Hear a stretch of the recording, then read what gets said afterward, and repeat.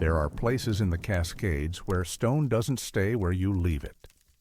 Tatoosh Ridge sits on the southern face of Mount Rainier, a wind-swept spine of volcanic rock that runs east to west for nearly 3 miles. The ridge forms a natural barrier between Paradise Valley and the wilderness beyond, accessible only by scrambling routes that require technical climbing skills and a tolerance for exposure. Most visitors to Mount Rainier never see Tatoosh Ridge. Most rangers work the park for years without setting foot on its summit. In late August of 2003, Wilderness Ranger David Brennan made his first patrol of the ridge in over a decade. At 41 years old, Brennan had spent 18 years with the National Park Service, 12 of them assigned to Mount Rainier. He was known among his colleagues as methodical, observant, and uninterested in speculation. His patrol reports were models of precision. He left Reflection Lakes at dawn on August 23rd and reached the eastern terminus of Tatoosh Ridge by mid-morning. The route took him across alpine meadows still wet with dew, past stands of subalpine fir twisted by winter winds, and finally onto the exposed rock of the ridgeline itself. Visibility was excellent. The air was still. At approximately 11:15 in the morning, Brennan encountered the cairns. They occupied a small plateau near the center of the ridge, an area roughly 40 feet across, where the stone flattened into something resembling a natural terrace. 17 cairns stood in a spiral formation, beginning at the outer edge and curving inward toward a central point. Each cairn was identical in height, Brennan estimated 4 feet, and constructed with the same meticulous care. The stones were stacked without mortar, balanced with a precision that suggested either significant skill or significant time. Brennan photographed the formation from multiple angles. He noted in his field journal that the cairns appeared recently constructed. There was no lichen growth on the stones, no weathering that would suggest years of exposure. The spiral pattern was mathematically precise, each cairn positioned at equal intervals from its neighbors. What troubled Brennan most was the isolation. Tatoosh Ridge sees perhaps a dozen technical climbers each season. The plateau where the cairn stood was not visible from any established trail.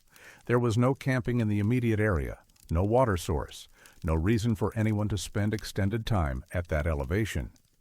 Building 17 identical cairns would require hours of work, possibly days, and the transport of no tools or equipment that Brennan could identify. He spent 20 minutes examining the site. Then he continued his patrol. 3 days later, on August 26th, Brennan returned to Tatoosh Ridge with 2 colleagues, interpretive ranger Susan Coldwell and geologist Martin Vasquez, both longtime park employees. Brennan had filed his initial report and requested a Asabai's follow-up survey. Coldwell brought camera equipment. Vasquez brought tools for documenting the stone composition and construction technique.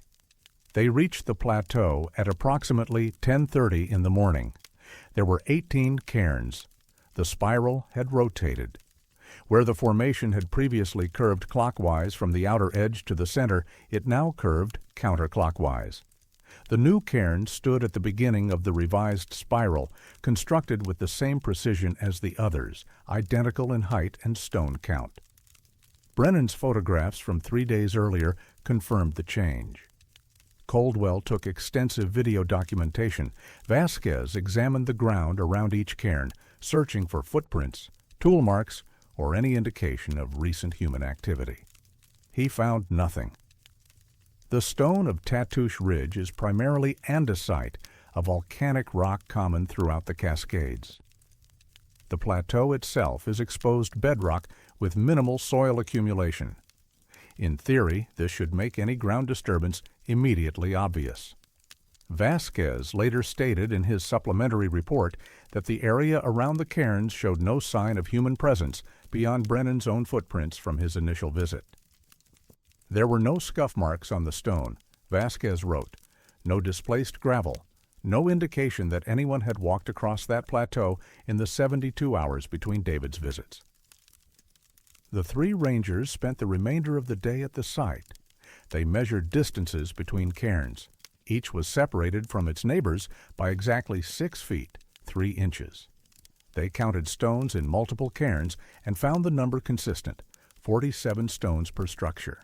They searched the surrounding area for cached supplies, discarded materials, or evidence of base camp. They found none of these things. What they did find, according to Coldwell's testimony, was sound. It started around 3 in the afternoon, she said in an interview conducted 6 months after the incident. Martin and I were photographing the eastern cairns while David checked the perimeter. I heard this tapping, very faint, very rhythmic, like someone knocking on wood but muffled. I asked Martin if he heard it, and he stopped what he was doing. We both heard it then. Tap, tap, tap. 3 beats, then silence. Then 3 more beats. The sound appeared to originate from inside the cairns themselves. Vasquez approached the nearest structure and placed his hand against the stone. "I felt vibration," he stated in his official report. Subtle but unmistakable. The tapping continued for approximately 90 seconds, then ceased abruptly. We waited for several minutes, but it did not resume. Brennan, who was on the opposite side of the formation during this incident, reported hearing nothing. The Rangers descended Tatoosh Ridge at dusk and filed their reports the following morning. Brennan recommended a formal investigation. Coldwell requested permission to install remote monitoring equipment. Vasquez submitted AETL's geological assessment concluding that the cairns could not have been constructed without leaving detectable evidence of human activity. 2 weeks later, all 3 rangers were reassigned to different districts within the park. Brennan was transferred to Carbon River. Coldwell was moved to the White River Wilderness Information Center. Vasquez accepted a position with the United States Geological Survey in Alaska and left Mount Rainier National Park permanently. The incident report was classified as non-essential field observation and removed from active park records. Attempts to access the original documentation through Freedom of Information Act requests have been unsuccessful. The National Park Service maintains that no formal investigation was warranted and that the cairns represented unauthorized trail markers constructed by unknown visitors. No explanation has been offered for how those markers multiplied or rearranged themselves. In the 20 years since the incident, several independent researchers have attempted to locate the cairn formation on Tatoosh Ridge. Access to the ridge requires a technical climbing permit, which the Park Service issues selectively. Of the 11 documented attempts to reach the plateau described in Brennan's original report, 9 parties reported finding nothing. One group found what they described as scattered stones that might have once been stacked. The final group, a team of 3 experienced mountaineers, reported finding the cairns intact, but counted 22 structures instead of 18. Their photographs show a spiral formation rotating clockwise. David Brennan retired from the National Park Service in 2009 and declined all interview requests regarding the incident. Susan Coldwell left the Park Service in 2007 and currently works as a freelance photographer in Oregon. She has never publicly discussed what she witnessed on Tatoosh Ridge, though colleagues report that she refuses all assignments involving Mount Rainier. Martin Vasquez died in 2011 during a research expedition in the Brooks Range of Alaska. His death was attributed to exposure following an equipment failure. Among his personal effects was a field notebook containing detailed sketches of the Tatoosh cairns, including measurements and stone counts for structures the official record claims were never adequately documented. On the final page of that notebook, Vasquez had written a single sentence: "The spiral grows inward, not outward." Mount Rainier National Park receives over 2 million visitors each year. Tatoosh Ridge remains one of the least visited areas of the park, accessible only to experienced climbers willing to navigate exposed terrain without established trails. Rangers no longer conduct regular patrols of the ridge. When asked about cairns or stone formations in that area, park officials consistently state that all such structures are either natural geological features or unauthorized markers left by visitors. They do not explain why those markers would arrange themselves in mathematically precise spirals. They do not explain why those spirals would rotate, and they do not explain the tapping sound that 3 professional wilderness rangers heard coming from inside stacked stones on a windless afternoon in late August, on a ridge where no one was supposed to be, building something no one was supposed to find.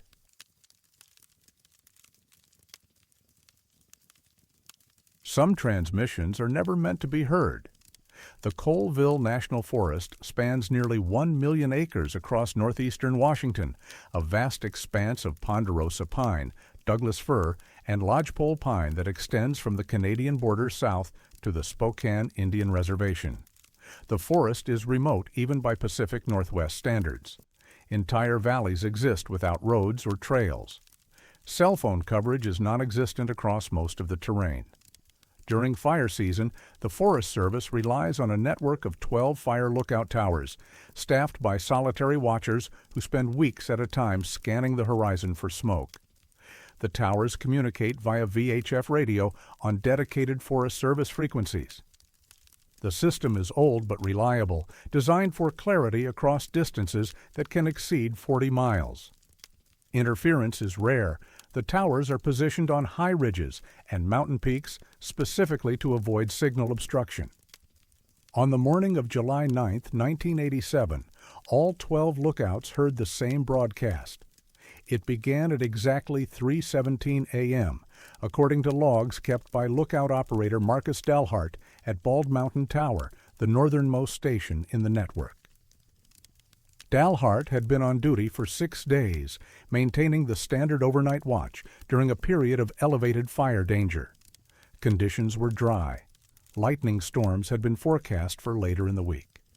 Dalhart was brewing coffee when his radio crackled to life. "At first I thought it was dispatch," he later told Forest Service investigators. "The signal was strong, clear as anything I'd ever heard on that frequency. But it wasn't anyone from our network. It was a woman's voice. She was speaking in a language I didn't recognize." The voice was calm, measured, unhurried. It spoke continuously, without pause or inflection, reciting what Dalhart identified as coordinate strings, numbers separated by directional indicators that sounded like north, south, east, west, though not in English. The pattern repeated every 90 seconds, a string of numbers, a brief silence, then the same string again. Dalhart attempted to respond. He received no acknowledgement. He switched to the emergency frequency. The voice continued on both channels simultaneously. Within minutes, Dalhart's radio began picking up transmissions from other lookouts across the forest. They were all hearing the same broadcast. Margaret Kowalski at 13 Mile Tower, 38 miles southwest of Bald Mountain, confirmed the signal at 3:19 a.m. Her log describes a female voice, possibly Slavic or Eastern European, reading numbers in an unknown language. William Greer at Hooknose Tower, the southernmost station, logged the transmission at 3:20 a.m. and noted that it was overriding all frequencies, including the emergency band. By 3:30 a.m., all 12 lookouts had confirmed reception of the broadcast. Dispatch in Republic, Washington, logged the incident and attempted to trace the source. The Forest Service communications technician on duty, Robert Feinberg, later stated that the signal appeared to originate from within the forest itself, but no transmitter locations showed activity on our monitoring equipment. The broadcast continued without interruption for 6 hours. Lookout operators recorded fragments of the transmission. Dalhart used a personal cassette recorder to capture approximately 40 minutes of audio. Kowalski took written notes, attempting to transcribe the phonetic sounds. Greer, who had served as a military radio operator in Vietnam, recognized the coordinate format, but could not identify the language. "It wasn't Russian," Greer stated in his incident report. "I served with a signals intelligence unit. I've heard Russian, Polish, Czech, Ukrainian. This wasn't any of those. The phonemes were wrong, the rhythm was wrong, but she was definitely reading coordinates. I'm certain of that. The coordinates themselves followed a consistent structure. 6 numerical strings, each between 4 and 7 digits, separated by directional indicators. The woman's voice never wavered. There were no breaths, no pauses beyond the 90-second intervals, no background noise. Just the voice, clear and constant, reading numbers into the dark. At 9:17 a.m., precisely 6 hours after it began, the broadcast stopped. Dalhart was the first to report the silence. "It just cut off mid-sequence," he said. One moment she was speaking, the next there was nothing. Not static, not dead air. Just silence, like the frequency had never been active at all.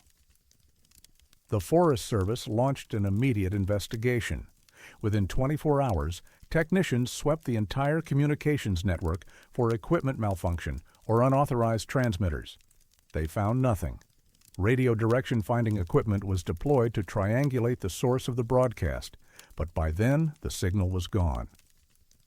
The recorded audio was sent to the University of Washington's Linguistics Department for analysis.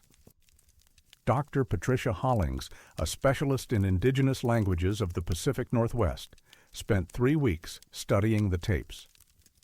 "I consulted with colleagues across multiple disciplines," Hollings wrote in her report, dated August 4, 1987. "We examined the phonetic structures, the morphology, the syntax.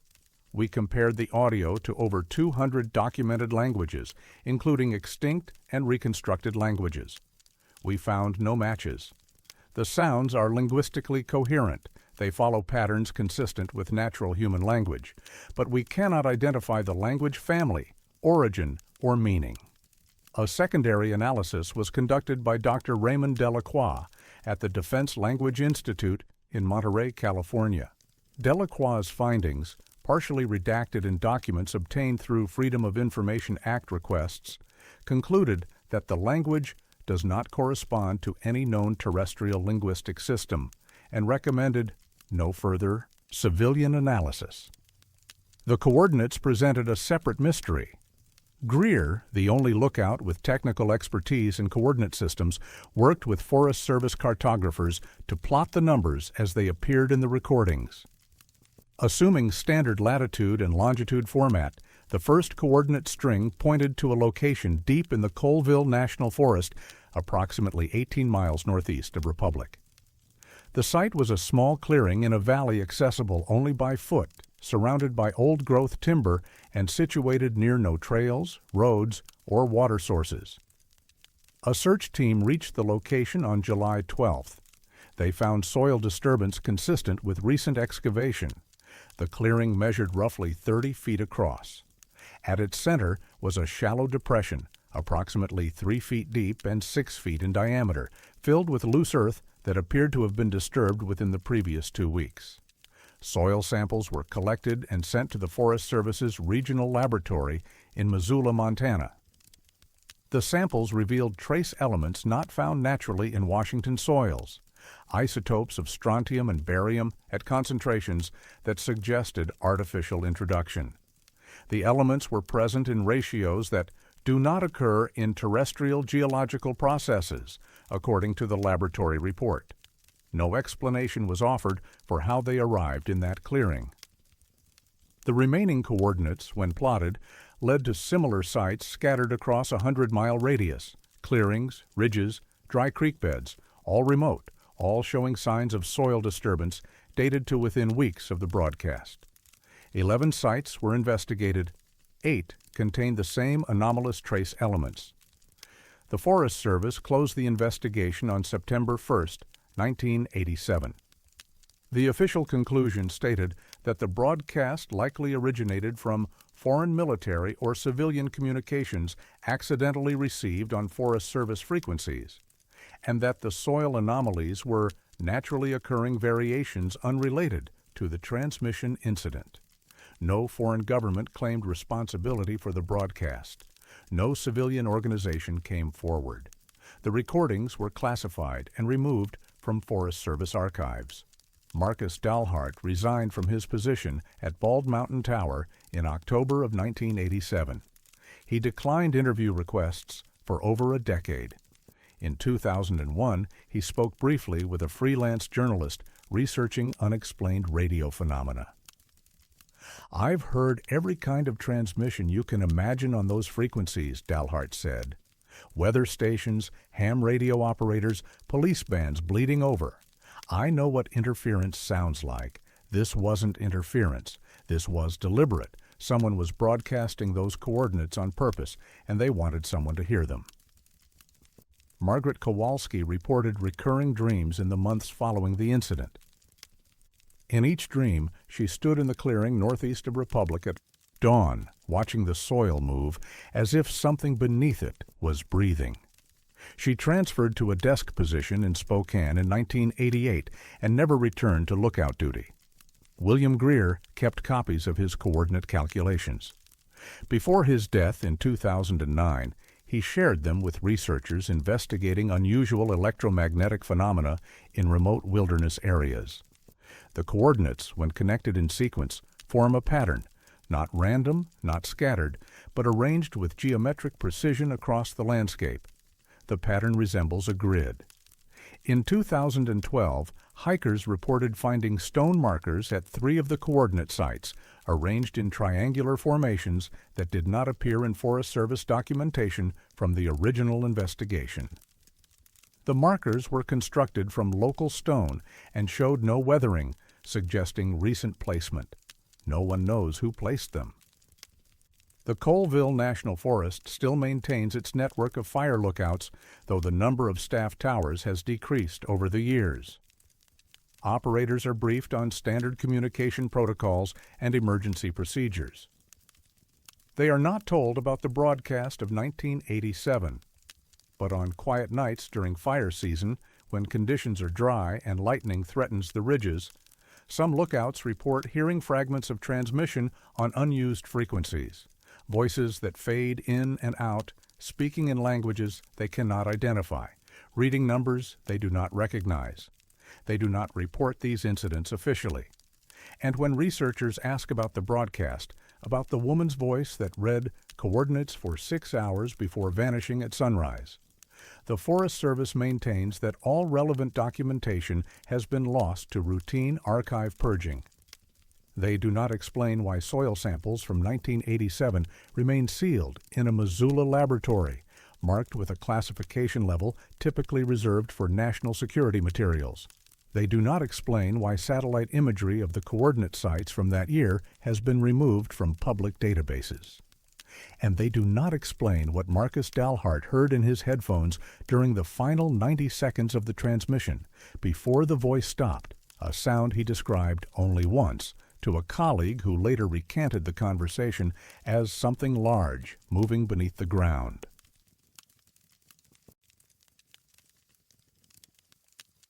Wood keeps what it's given, but sometimes it keeps what it was never shown. Lake Quinault sits in the southwestern corner of Olympic National Forest, a crescent-shaped body of water surrounded by some of the oldest temperate rainforest in North America. The lake formed roughly 10,000 years ago during the retreat of Pleistocene glaciers, carving a valley that now receives over 140 inches of rainfall annually.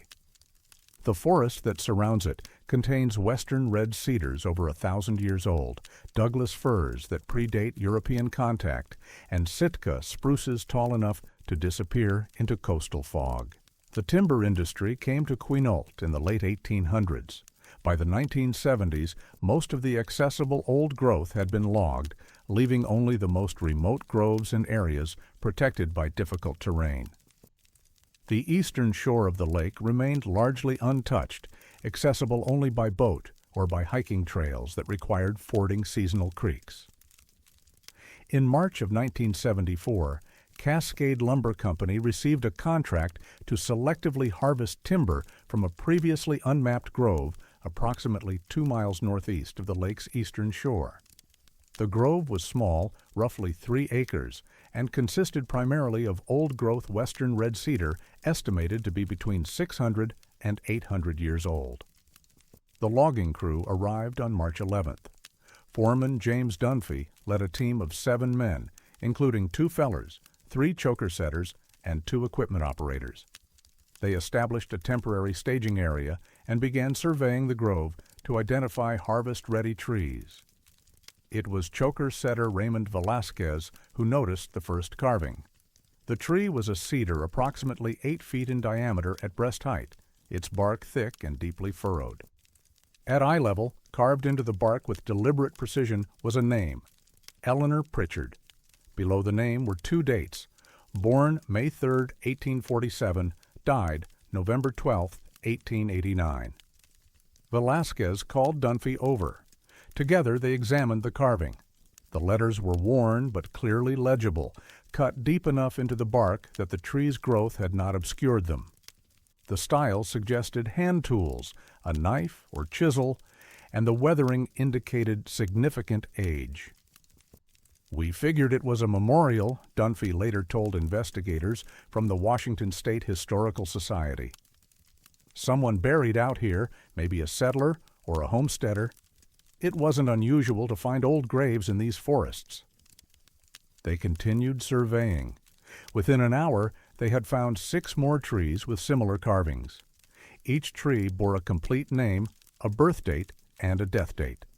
The names were different: Thomas Whitmore, Sarah Kincaid, Michael Garrett, Catherine Hale, Abraham Fisher, Margaret Doyle. But they shared a common characteristic. All the death dates fell between 1823 and 1891. All the carvings appeared to be the same age, worn to the same degree, cut with the same deliberate care.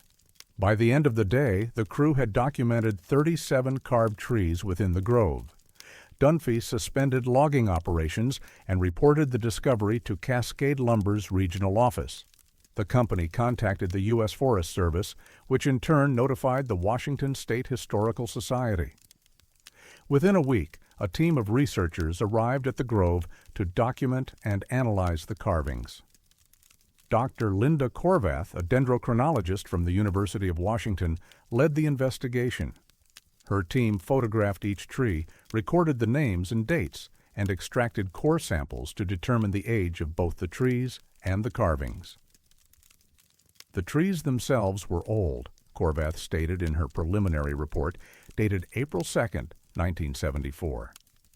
Core samples confirmed ages ranging from 580 years to 720 years, but the carvings were older than they should have been.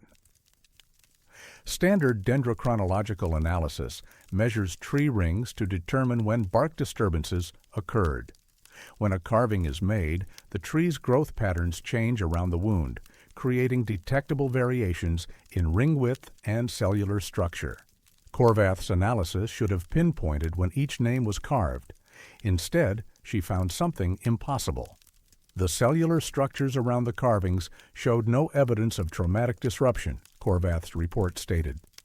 In a typical carving, you see compression wood, reaction tissue, and irregular growth patterns for years after the initial wound. These trees showed none of that. The tissue around each letter had grown normally, as if the shapes had always been part of the bark structure, as if the names had formed naturally during the tree's growth. A second team from Oregon State University confirmed Corvath's findings. The carvings were not carvings in the traditional sense. They were formations, patterns in the bark that resembled human tool marks but had developed organically over centuries. The names themselves presented a separate mystery.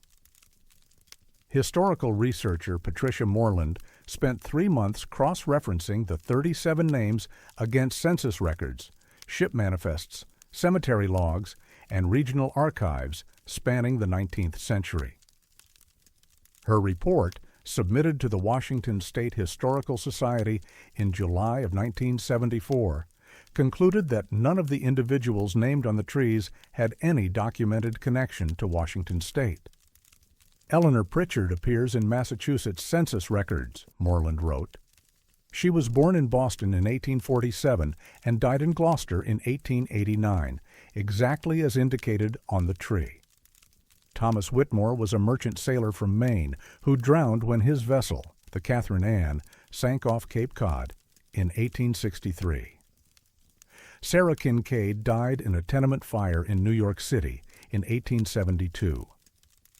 Every name I could verify corresponds to a real person who lived and died on the eastern seaboard, none of whom ever traveled west of the Mississippi River. 6 of the names matched individuals who died in documented maritime disasters.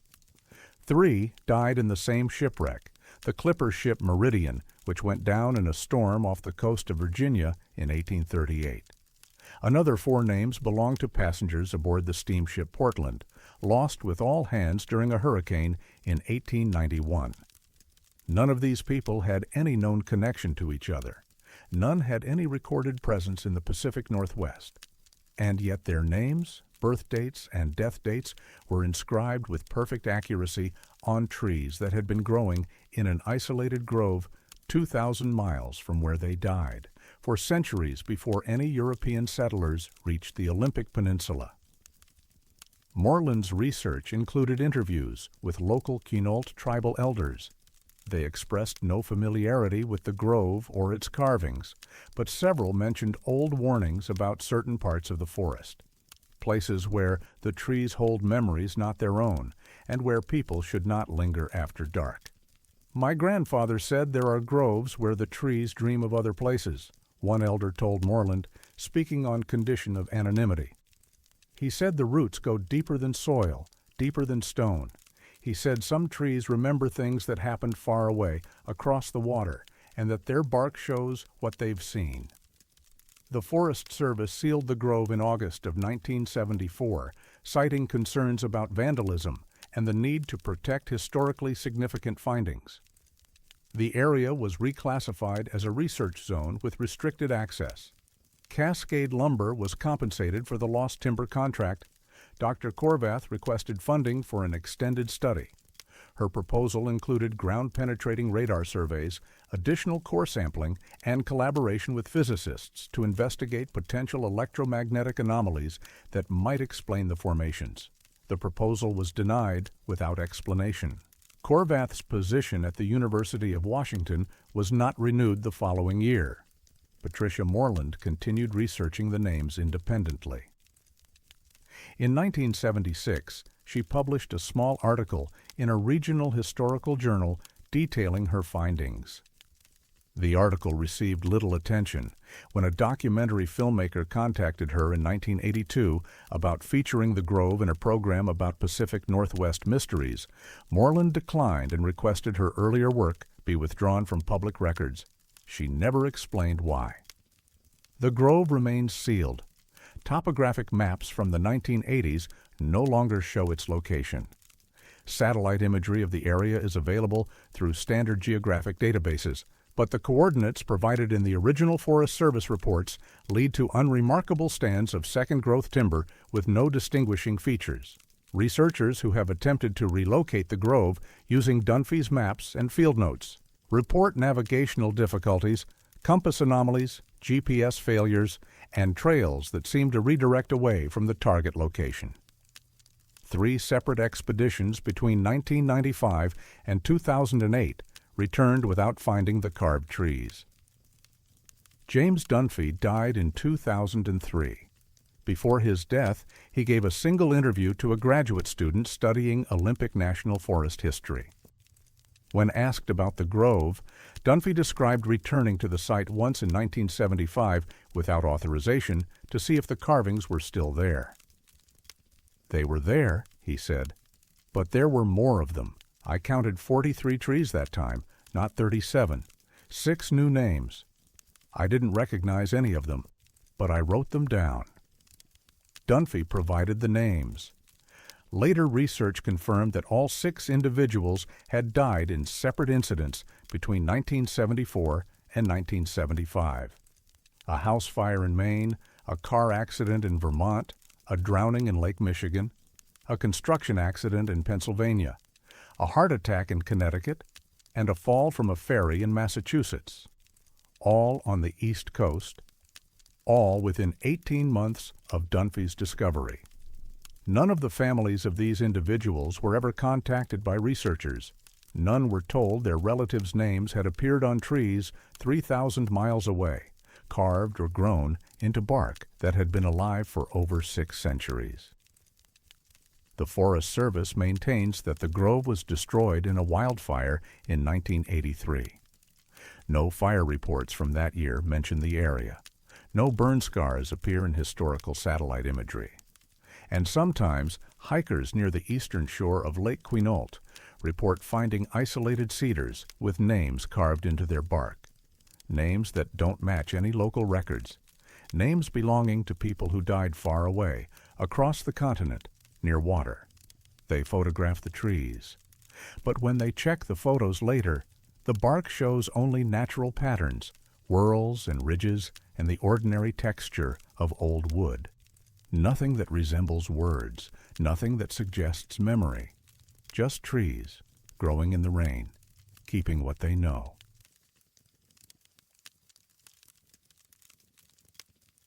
Some graves don't mark where a journey ends, but where it continues. The Gifford-Pinchot National Forest covers 1,300,000 acres in southern Washington, stretching from the volcanic slopes of Mount St. Helens east to the Columbia River Gorge. The terrain varies dramatically. Old-growth forests transition into alpine meadows, which give way to barren pumice plains still recovering from volcanic eruptions. The forest contains over 1,000 miles of trails, but vast sections remain roadless, accessible only to those willing to navigate difficult terrain without marked paths. The area has a history of isolation. During the Great Depression, dozens of transient camps emerged deep in the forest, men fleeing economic collapse, seeking work in timber camps, or simply disappearing into the wilderness. Most of these camps left no trace. Occasionally, hikers stumble upon remnants, rusted tools, collapsed shelters, makeshift graves marked with stones or wooden crosses.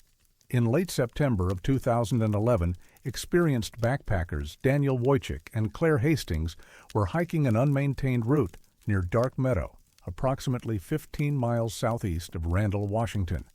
They were following an old fire road that had been decommissioned in the 1960s, now overgrown and barely distinguishable from the surrounding forest. At approximately 2 p.m., Wojcik noticed something unusual about 30 feet off the trail, a stone marker partially obscured by ferns and moss. The marker was a granite slab, roughly 2 feet tall and 8 inches wide, weathered but clearly shaped by human hands. It stood upright, embedded in soil that showed no signs of recent disturbance. Carved into the face of the stone were 2 lines of text. The first line read, 47.289 Wumdegrai NN, 123.4472 Grand W. The second line read, he walked north and kept walking. No name, no dates, just coordinates and a single cryptic sentence. Wojcik photographed the marker and recorded its location using GPS. The stone itself appeared to date from the 1930s, based on the carving style and weathering patterns. The coordinates were precise, formatted in decimal degrees, a system that didn't become standard until the advent of GPS technology in the late 20th century. It felt wrong immediately, Hastings later told investigators. Grave markers from that era wouldn't use that coordinate format. They'd use degrees, minutes, and seconds, if anything. And the phrase, it wasn't an epitaph, it was a direction. Wojcik and Hastings reported their find to the Gifford-Pinchot National Forest Office in Randall the following day. Forest Service archaeologist Michael Reyes was assigned to investigate. He visited the site on October 4th, accompanied by Wojcik, and confirmed the marker's authenticity. The stone was local granite, Reyes stated in his initial report. The carving showed significant weathering consistent with 70 to 80 years of exposure. But the coordinate format was anachronistic. Whoever carved this either had remarkable foresight about future navigation systems, or the stone was created much more recently than it appeared. Reyes plotted the coordinates. They pointed to a location 340 miles north, deep in British Columbia's Coast Mountains, in an area accessible only by helicopter or multi-day wilderness expedition. He filed his report and recommended no further action. The marker was likely a hoax, a modern creation made to look old, placed by someone with too much time and a dark sense of humor. Reyes did not visit the coordinates in British Columbia, but someone else did. In June of 2012, Canadian wilderness guide Thomas Bjornson was leading a geological survey team through the Homathko ice field in British Columbia. The team was mapping glacial retreat patterns and had established a base camp approximately 15 miles west of the coordinates from the Gifford-Pinchot marker. On June 19th, survey team member Dr. Alicia Fernandez was conducting a solo ground-penetrating radar sweep when she discovered a second stone marker. It was identical to the first, same size, same granite, same weathering. Carved into its face were new coordinates: 49.871 degree N, 124.9831 W. Below the coordinates. He walked north and kept walking. Fernandez photographed the marker and reported it to Bjornson. The team excavated around the stone's base, searching for any indication of who had placed it. They found nothing: no buried artifacts, no disturbed soil layers, no evidence of recent human activity in the area. The new coordinates pointed to a location 160 miles farther north in the remote fjordlands of the central coast of British Columbia. Bjornson contacted the Royal Canadian Mounted Police, who logged the discovery but declined to investigate. The RCMP classified it as a potential survey marker or backcountry prank. No connection was made to the Gifford-Pinchot stone. That connection emerged 3 months later when Fernandez, conducting independent research on unusual wilderness findings, discovered Wojcik's photographs posted on a hiking forum. She recognized the identical format and contacted Reyes directly. Reyes reviewed Fernandez's documentation and immediately requested funding for a comprehensive investigation. His proposal outlined a theory. The markers formed a chain, each pointing to the next, extending northward through increasingly remote wilderness. The Forest Service approved limited resources. Reyes assembled a small team and began coordinating with Canadian authorities to locate and document additional markers. Between October 2012 and August 2014, search teams found 15 more stones. Each marker was identical in size and material. Each bore coordinates pointing to the next location. Each included the phrase, "He walked north and kept walking." The distances between markers varied. Some were separated by 50 miles, others by over 200, but they formed a nearly perfect northward line, deviating no more than 3 degrees from true north across their entire span. The markers led through terrain that became progressively more hostile: glacial valleys, remote mountain passes, trackless tundra. The 15th marker was discovered on Aristazabal Island, off the coast of British Columbia, in an area accessible only by boat and known for dangerous tidal currents. Its coordinates pointed to a location in the Inside Passage, approximately 90 miles northwest. The 16th marker was found in August 2014 by a fishing vessel that had run aground on a small unnamed island during a storm. The crew, waiting for rescue, explored the island and discovered the stone on its northern shore. The coordinates on the 16th marker pointed to a spot in the Gulf of Alaska, 230 miles north, in open ocean. The search teams prepared for an expedition to that location, despite skepticism about finding a marker underwater or on a remote outcropping. Weather conditions delayed the mission until June of 2015. On June 7th, a research vessel reached the coordinates. They found the 17th marker on a barren rock formation that emerged above the waterline only during extreme low tide. The stone was there, weathered by salt and spray, carved with the same precision as all the others. The coordinates pointed north again, this time to the Bering Sea, over 400 miles away. Below those coordinates, the phrase had changed. He walked north and kept walking north. No expedition has been launched to search for an 18th marker. The cost and danger of searching remote Arctic waters for a potentially non-existent stone proved prohibitive. The investigation was formally closed in November 2015, but elements of the case refused to resolve. Geological analysis of all 17 markers confirmed they were carved from the same granite source, a specific quarry near Centralia, Washington, that operated between 1928 and 1934. The quarry supplied stone for Depression-era monuments and grave markers throughout the Pacific Northwest. Records from that quarry show no bulk orders that could account for 17 identical slabs.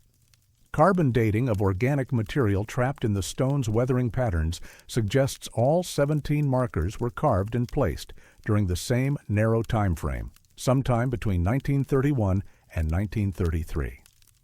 This creates an impossible scenario. The markers extend over 1,700 miles through wilderness that was largely unmapped in the 1930s. Many of the locations were inaccessible without modern transportation. The Canadian markers are in areas that had no documented human presence during that period. Michael Reyes spent 2 years researching missing persons reports from the 1930s, searching for anyone who might match the cryptic narrative suggested by the markers.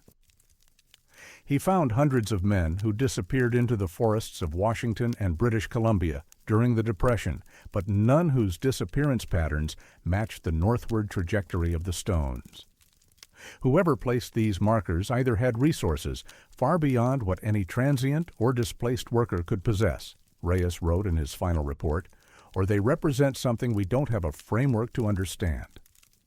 Reyes requested access to classified forestry records and territorial surveys from the 1930s. His requests were denied without explanation. He resigned from the Forest Service in 2016.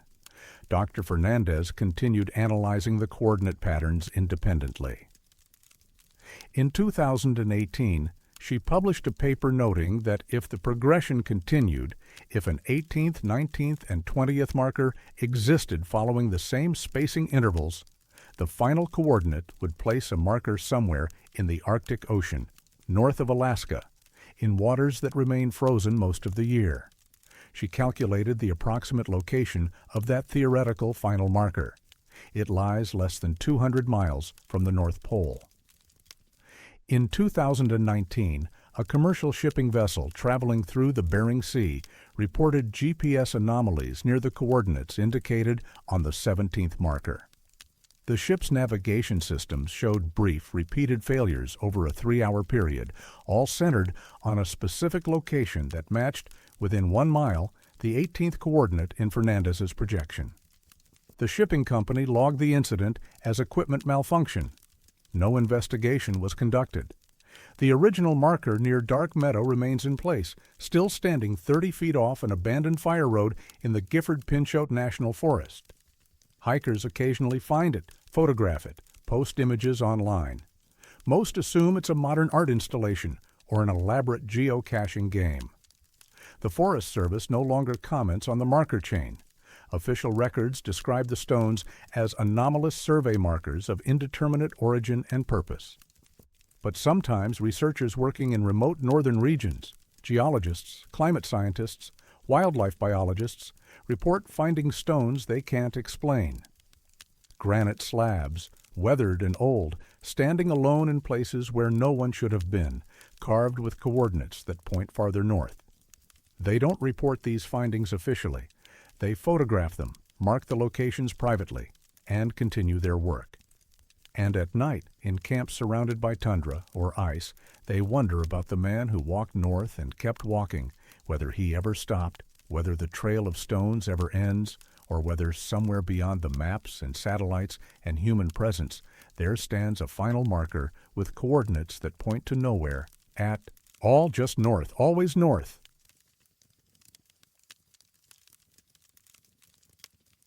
Some recordings capture more than sound. They capture its absence. The Wenatchee National Forest spans over 2 million acres across the eastern slopes of the Cascade Range in central Washington. The terrain shifts dramatically from alpine peaks exceeding 9,000 feet to ponderosa pine forests in the rain shadow of the mountains. Much of the forest remains roadless wilderness, accessible only by trail or off-trail navigation through steep, densely forested valleys. During the Cold War, the forest hosted multiple military installations, most of them related to communications and early warning systems. Microwave relay stations dotted the high ridges. Small bunkers housed equipment for monitoring radio frequencies. Most were decommissioned in the 1970s and either demolished or abandoned as technology advanced and strategic priorities shifted. Official records show the locations of 17 such installations within the Wenatchee National Forest. All were accounted for by 1982. In September of 1998, Forest Service wildlife biologist Angela Bishop was conducting a survey of spotted owl habitat in a remote drainage approximately 12 miles west of Lake Wenatchee. The area was characterized by old-growth Douglas fir and western hemlock with minimal human disturbance. No trails existed within 3 miles. Bishop was working alone, as was standard for preliminary surveys. At approximately 11 a.m. on September 14th, she discovered a concrete structure partially concealed by forest vegetation. The structure was a bunker, roughly 12 feet by 20 feet, constructed of reinforced concrete with walls approximately 18 inches thick. The entrance was a steel door, heavily rusted but still secured with an intact padlock. Moss and lichen covered most of the exterior surfaces. Small Douglas firs, approximately 20 years old based on their size, grew directly against the walls. Bishop photographed the structure and recorded its coordinates. She noted no identifying markings, no signage, and no evidence of recent human activity. The bunker did not appear on any of her topographic maps. She reported the discovery to the Forest Service office in Leavenworth the following day. Regional archaeologist Thomas Kendrick was assigned to investigate. He visited the site on September 21st, accompanied by Bishop and Forest Service law enforcement officer Derek Yoshida. Yoshida cut the padlock with bolt cutters. The interior of the bunker was dry, dark, and surprisingly intact. Battery-powered lanterns revealed a single room equipped with what appeared to be audio recording equipment from the 1960s. Reel-to-reel tape machines, amplifiers, and microphone cables running through conduits in the concrete walls to external monitoring points. The equipment was running. The tape reels turned slowly, steadily, pulling tape across recording heads with the quiet mechanical precision of well-maintained machinery. LED indicators glowed on the equipment panels, dim but active. The room was filled with the soft hum of electronics and the whisper of moving tape. My first thought was that someone was squatting here, Yoshida later stated in his incident report. Running some kind of illegal operation, but the equipment was old, decades old, and there was no modern power supply, no generator, no solar panels, no battery bank that we could find. The machines were just running. Kendrick examined the equipment more closely. The tape machines bore manufacturer labels from companies that had ceased operations in the 1970s. The reels were large format, 7-inch diameter, capable of hours of continuous recording. Multiple machines were present, suggesting a system designed for long-term, unattended operation. One machine had a tape loaded and actively recording. Kendrick carefully stopped the mechanism and rewound a portion to listen. The playback was forest sounds, wind through trees, distant bird calls, the occasional crack of a branch, rainfall, natural ambient audio recorded with high fidelity. Nothing unusual, nothing alarming, just the forest captured in remarkable detail. Bishop examined the microphone cables. They led through waterproof conduits out of the bunker and into the surrounding forest, terminating in weatherproof enclosures mounted in trees approximately 50 feet from the structure. The microphones themselves appeared functional, still protected by their housings after decades of exposure. The quality of the recording was extraordinary, Bishop said in a later interview. I work with audio equipment regularly for wildlife surveys. This was professional-grade material, and it was still working perfectly. But there was no explanation for the power source. Those machines should have stopped running 30 years ago. Kendrick requested assistance from military historians and Cold War infrastructure specialists. Over the following week, 3 additional visits were made to the bunker. Researchers documented the equipment, searched for any identifying documentation, and attempted to trace the power supply. They found no electrical connections to any grid or external generator. The bunker's concrete floor showed no evidence of having been disturbed to install batteries or fuel cells. The equipment simply ran, drawing power from an unidentifiable source. Dr. Harold Peterson, an electrical engineer from the University of Washington, visited the site on October 2nd. He spent 6 hours examining the systems and testing voltage levels at various points in the wiring. The machines were receiving approximately 120 volts, Peterson stated in his technical report. Standard household current, but there was no transformer, no inverter, no storage system. The power appeared to be generated within the bunker itself, but I could find no mechanism for that generation. It violated basic principles of energy conservation. Peterson recommended removing one of the tape machines for laboratory analysis. Before that could happen, Kendrick made a different discovery.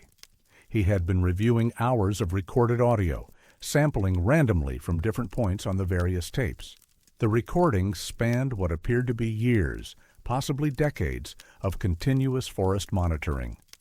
The tapes documented seasonal changes, bird migrations, storm patterns, variations in wind and rainfall. But there was a consistent anomaly. Every recording, regardless of which tape or which machine, contained a 3-minute gap of complete silence beginning at exactly 3:47 a.m. Not static, not equipment failure, not ambient noise reduction. Complete silence, as if the forest itself had stopped producing sound. I thought it was a recording artifact, Kendrick said in his final report. Some kind of automatic pause in the system. But I checked multiple tapes from different machines, different years if the tape degradation patterns were any indication. The silence occurred at the same time every morning, like clockwork. And it wasn't that the microphones stopped working. The machines were still recording. They were capturing silence. Kendrick set up his own recording equipment at the site, independent of the bunker's systems. He spent 3 nights camping near the structure, monitoring both his equipment and the bunker's machines. On each night, at exactly 3:47 a.m., his recordings also went silent. I was outside when it happened the second night, Kendrick stated. I could hear the forest before. Insects, a few night birds, wind in the trees. Then at 3:47, everything stopped. Not gradually, but instantly. For 3 minutes there was no sound at all. No wind, no insects, nothing. Then at 3:50, it all came back, just as suddenly. Kendrick's experience was corroborated by Bishop, who joined him for the 3rd night of observation. Both researchers documented the phenomenon independently. Both described the same sensation of profound wrongness during the silence. Not fear exactly, but a deep unease, as if the normal relationship between observer and environment had been suspended. Forest Service officials consulted with biologists, acoustics specialists, and atmospheric scientists. No natural explanation emerged for a 3-minute cessation of all sound in an active ecosystem. Suggestions ranged from localized pressure changes to animal behavior patterns, but none accounted for the precision of the timing or the completeness of the silence. In November of 1998, the Forest Service contacted the Department of Defense to inquire about the bunker's origins and purpose. The response was immediate and definitive. No military installation had ever existed at those coordinates. The structure was not recognized in any official records. Its equipment did not match any known surveillance or monitoring programs from the Cold War era. The case was classified as non-military infrastructure of unknown origin and transferred to the Department of the Interior for further investigation. No further investigation occurred. The bunker was sealed in December of 1998. A new heavy-duty lock was installed, and the coordinates were removed from Forest Service accessible records. Thomas Kendrick was reassigned to a position in eastern Washington. Angela Bishop completed her spotted owl survey and submitted her findings without reference to the bunker. Dr. Peterson's request to examine the removed tape machine was denied. The machine was never removed.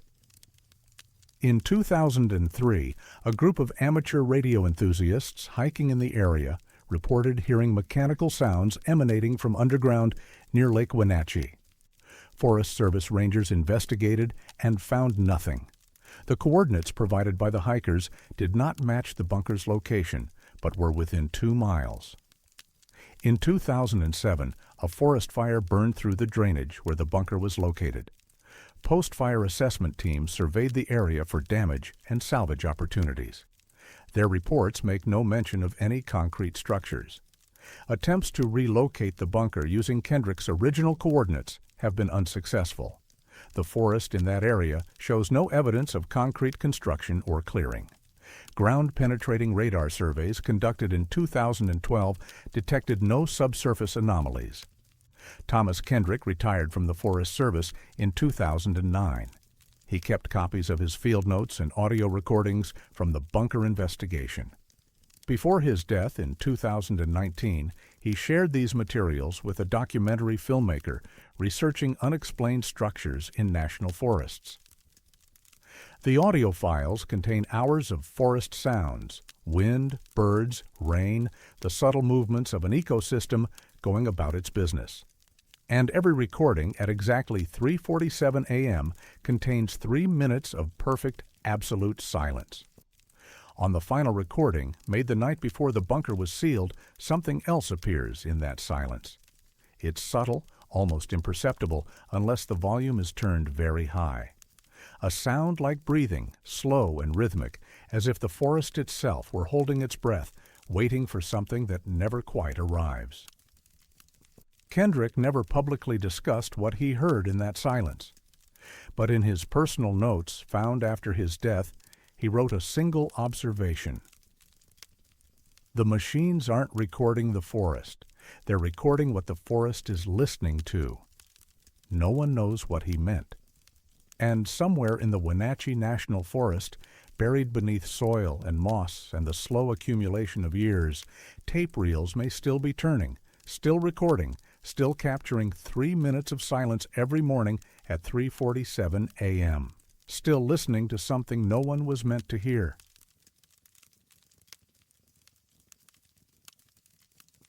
Water remembers the path it's supposed to take until it doesn't. Mission Creek originates in the high glacial valleys of North Cascades National Park, flowing south through steep terrain before eventually joining the Stehekin River. The creek drops nearly 3,000 feet over its 12-mile length, carving a narrow valley through metamorphic rock that dates back over 90 million years. The area sees fewer than 2,000 visitors annually. Most of the creek's length is accessible only by difficult cross-country hiking through old-growth forest and talus slopes. The North Cascades contain some of the most complex geology in North America. A collision zone where ancient oceanic terrains were thrust against the continental margin, creating a landscape of faulted peaks, glacial valleys, and steep drainages. Water behaves predictably here, following gravity and geology in patterns that hydrologists have studied and mapped for decades. In July of 2006, the United States Geological Survey initiated a comprehensive watershed study of the Stehekin River drainage. The project aimed to document stream flow patterns, sediment transport, and the effects of climate change on alpine hydrology. Graduate student Rebecca Lattimore from the University of Montana was assigned to survey Mission Creek as part of her doctoral research. Lattimore began her fieldwork on July 18th, hiking into the Mission Creek Valley with GPS equipment, surveying tools and instruments for measuring stream gradient and flow velocity. She planned to establish measurement stations at half-mile intervals along the creek's entire length, documenting elevation changes and water characteristics at each point. On July 21st, she encountered the anomaly. Lattimore had been working upstream from the creek's confluence with the Stehekin River, establishing stations and taking measurements. At approximately 11 a.m., she reached a section of the creek roughly 6 miles from its headwaters, in an area where the valley narrowed between steep forested slopes. The creek appeared normal, clear water flowing over cobbles and bedrock, moving with the steady current characteristic of mountain streams. Lattimore set up her surveying equipment and began documenting the gradient. The measurements made no sense. According to her instruments, the water was flowing uphill. "I assumed equipment error immediately," Lattimore stated in her field notes, dated July 21, 2006. "I recalibrated everything, checked my GPS coordinates, verified my elevation readings against multiple references. The data remained consistent. Over a half-mile stretch, the creek appeared to climb 40 feet in elevation while flowing downstream." Lattimore marked the beginning and end points of the anomalous section with flagging tape. She walked the stretch multiple times, examining the creek bed, the surrounding terrain, and the water itself. Visually, everything appeared normal. The water flowed in the direction that seemed downhill, moving with consistent velocity, showing no signs of unusual behavior. But her instruments insisted otherwise. She collected water samples, photographed the area extensively, and documented every measurement in detail. Then she hiked out and reported her findings to her faculty advisor, Dr. Nathan Kowalski, a hydrologist with 23 years of experience studying Cascade Range watersheds. Kowalski was skeptical. "Gradient reversals don't exist in natural stream systems," he later stated in an interview. "Water flows downhill. That's not a theory. It's physical law. I assumed Rebecca had made a surveying error or encountered some kind of optical illusion created by the terrain." He agreed to visit the site with her to verify the measurements. On August 3rd, Lattimore and Kowalski returned to Mission Creek, accompanied by another graduate student, James Okoro, who brought additional surveying equipment. The team spent 6 hours remeasuring the anomalous section using 3 independent methodologies: traditional optical surveying, differential GPS, and laser range finding. All 3 methods confirmed Lattimore's original findings. The creek flowed uphill for approximately half a mile, climbing 40 feet in elevation with no change in the surrounding terrain that would explain the phenomenon.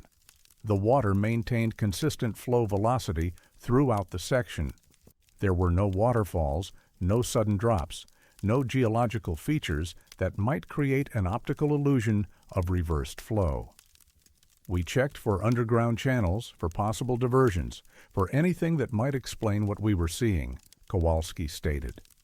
"We measured the water temperature, the dissolved oxygen levels, the sediment load. Everything was consistent with normal stream flow, except the water was going the wrong direction." Okoro attempted to trace the creek's path by releasing neutrally buoyant dye at the bottom of the anomalous section. The dye moved upstream, climbing steadily for half a mile before continuing downstream beyond the upper boundary of the reversal. "It wasn't subtle," Okoro later testified. "The dye moved against the apparent gradient at the same speed water moves downhill. There was no hesitation, no pooling, no indication that the water was doing anything unusual. It just flowed uphill as naturally as it would flow down." The team set up camp near the site and conducted observations over 3 days. They documented the phenomenon at different times of day, during varying weather conditions, and with multiple observers present. The measurements remained consistent. Kowalski contacted colleagues at the USGS and the University of Washington. Within 2 weeks, a larger research team arrived at Mission Creek to investigate. Dr. Samantha Blackwood, a geophysicist from the University of Washington, led the expanded investigation. Her team brought ground-penetrating radar, seismic monitoring, equipment, and gravimeters to measure subtle variations in the local gravitational field. The gravitational measurements revealed the most disturbing finding. Within the half-mile stretch where water flowed uphill, gravity itself appeared to be reversed, not completely, but partially. Objects dropped in that section fell more slowly than they should. Pendulums swung with altered periods. Precise measurements showed a gravitational anomaly of approximately 3% deviation from normal Earth gravity, with the vector pointing upward rather than downward. "We ran the measurements dozens of times," Blackwood stated in her preliminary report, dated September 5, 2006. "We used multiple instruments, cross-referenced our data with GPS satellite timing signals, and even brought in an atomic clock to check for relativistic effects. The anomaly was real. Within that specific section of Mission Creek, gravity was measurably weaker and partially reversed. The team expanded their investigation to the surrounding area, searching for similar anomalies. They found none. The effect was localized entirely to the creek valley, extending no more than 50 feet on either side of the watercourse. Seismic surveys revealed no unusual subsurface structures, no voids, no dense mineral deposits, nothing that might explain a localized gravitational anomaly. The bedrock was typical metamorphic schist and gneiss, identical to the geology throughout the region. In late September, the National Park Service closed Mission Creek to public access, citing ongoing scientific research and visitor safety concerns. The closure notice made no mention of gravitational anomalies or water flowing uphill. The research team requested funding for an extended investigation. Proposals were submitted to the National Science Foundation, NASA's Gravitational Physics Division, and the Department of Energy. All proposals were rejected without detailed explanation, with reviewers citing insufficient theoretical framework and implausible claims inconsistent with established physics. Dr. Blackwood attempted to publish preliminary findings in multiple peer-reviewed journals. All submissions were rejected. One reviewer's comment, obtained through an informal source, stated, "The authors appear to be describing a violation of general relativity in a localized geographic area. This is not possible without invoking exotic matter or energy densities that would be immediately detectable through other means. The more likely explanation is systematic measurement error." By November of 2006, the research team had been disbanded. Lattimore completed her doctoral work on other aspects of cascade hydrology, omitting any reference to Mission Creek from her dissertation. Kowalski retired from the University of Montana in 2008, citing health reasons. Okro left academia and now works for a private environmental consulting firm. Dr. Blackwood continued attempting to investigate the phenomenon independently. In 2009, she applied for a research permit to access the closed section of Mission Creek. The National Park Service denied her request, stating that the area was under long-term ecological monitoring with restricted access to prevent research interference. No ecological monitoring program for that area exists in Park Service records.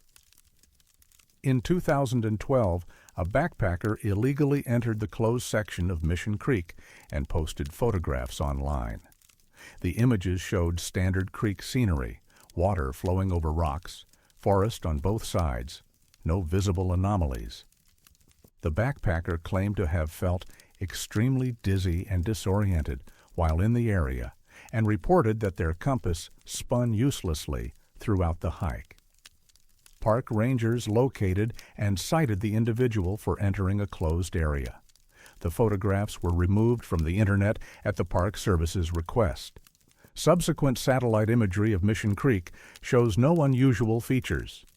Topographic maps indicate normal elevation gradients throughout the valley. The creek appears in all documentation as a standard alpine stream with typical downhill flow. But researchers who visited the site in 2006 retain their field notes, their photographs, and their data files.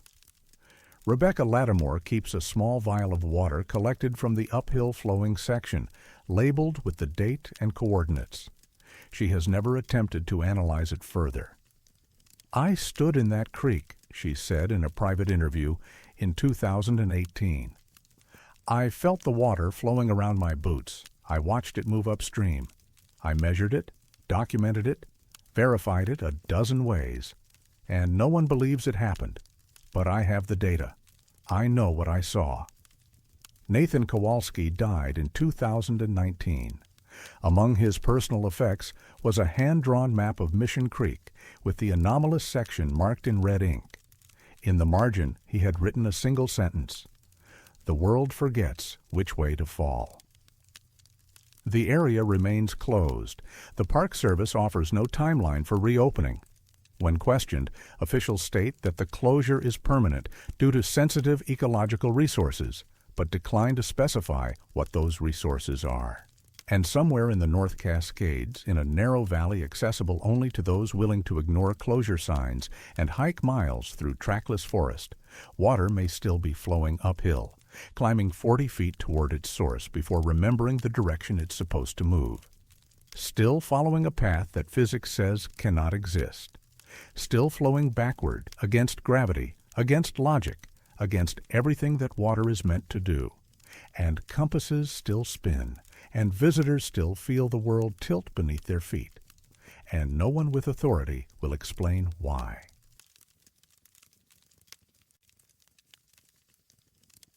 Water remembers the path it's supposed to take until it doesn't. Mission Creek originates in the high glacial valleys of North Cascades National Park, flowing south through steep terrain before eventually joining the Stehekin River. The creek drops nearly 3,000 feet over its 12-mile length, carving a narrow valley through metamorphic rock that dates back over 90 million years. The area sees fewer than 2,000 visitors annually. Most of the creek's length is accessible only by difficult cross-country hiking through old-growth forest and talus slopes. The North Cascades contain some of the most complex geology in North America, a collision zone where ancient oceanic terrains were thrust against the continental margin, creating a landscape of faulted peaks, glacial valleys, and steep drainages. Water behaves predictably here, following gravity and geology in patterns that hydrologists have studied and mapped for decades. In July of 2006, the United States Geological Survey initiated a comprehensive watershed study of the Stehekin River drainage. The project aimed to document stream flow patterns, sediment transport, and the effects of climate change on alpine hydrology. Graduate student Rebecca Lattimore from the University of Montana was assigned to survey Mission Creek as part of her doctoral research. Lattimore began her fieldwork on July 18th, hiking into the Mission Creek Valley with GPS equipment, surveying tools and instruments for measuring stream gradient and flow velocity. She planned to establish measurement stations at half-mile intervals along the creek's entire length, documenting elevation changes and water characteristics at each point. On July 21st, she encountered the anomaly. Lattimore had been working upstream from the creek's confluence with the Stehekin River, establishing stations and taking measurements. At approximately 11 a.m., she reached a section of the creek roughly 6 miles from its headwaters, in an area where the valley narrowed between steep forested slopes. The creek appeared normal, clear water flowing over cobbles and bedrock, moving with the steady current characteristic of mountain streams. Lattimore set up her surveying equipment and began documenting the gradient. The measurements made no sense. According to her instruments, the water was flowing uphill. "I assumed equipment error immediately," Lattimore stated in her field notes, dated July 21st, 2006. "I recalibrated everything, checked my GPS coordinates, verified my elevation readings against multiple references. The data remained consistent. Over a half-mile stretch, the creek appeared to climb 40 feet in elevation while flowing downstream. Lattimore marked the beginning and end points of the anomalous section with flagging tape. She walked the stretch multiple times, examining the creek bed, the surrounding terrain, and the water itself. Visually, everything appeared normal. The water flowed in the direction that seemed downhill, moving with consistent velocity, showing no signs of unusual behavior. But her instruments insisted otherwise. She collected water samples, photographed the area extensively, and documented every measurement in detail. Then she hiked out and reported her findings to her faculty advisor, Dr. Nathan Kowalski, a hydrologist with 23 years of experience studying Cascade Range watersheds. Kowalski was skeptical. Gradient reversals don't exist in natural stream systems, he later stated in an interview. Water flows downhill. That's not a theory, it's physical law. I assumed Rebecca had made a surveying error or encountered some kind of optical illusion created by the terrain. He agreed to visit the site with her to verify the measurements. On August 3rd, Lattimore and Kowalski returned to Mission Creek, accompanied by another graduate student, James Okoro, who brought additional surveying equipment. The team spent 6 hours remeasuring the anomalous section using 3 independent methodologies: traditional optical surveying, differential GPS, and laser range finding. All 3 methods confirmed Lattimore's original findings. The creek flowed uphill for approximately half a mile, climbing 40 feet in elevation, with no change in the surrounding terrain that would explain the phenomenon. The water maintained consistent flow velocity throughout the section.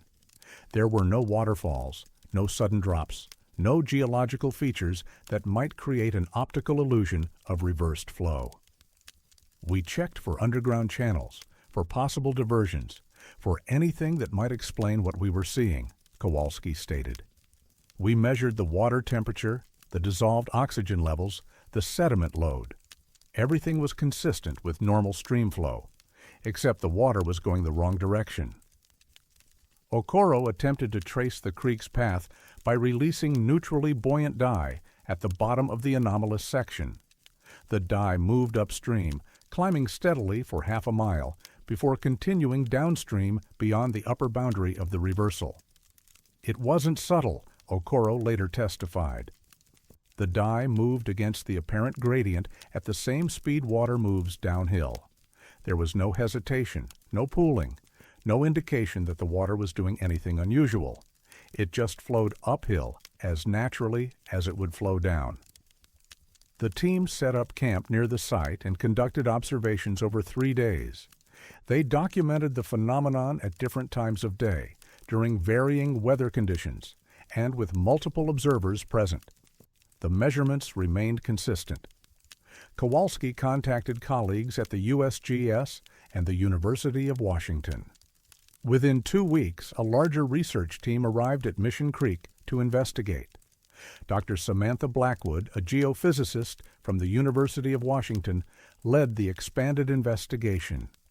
Her team brought ground-penetrating radar, seismic monitoring, equipment, and gravimeters to measure subtle variations in the local gravitational field.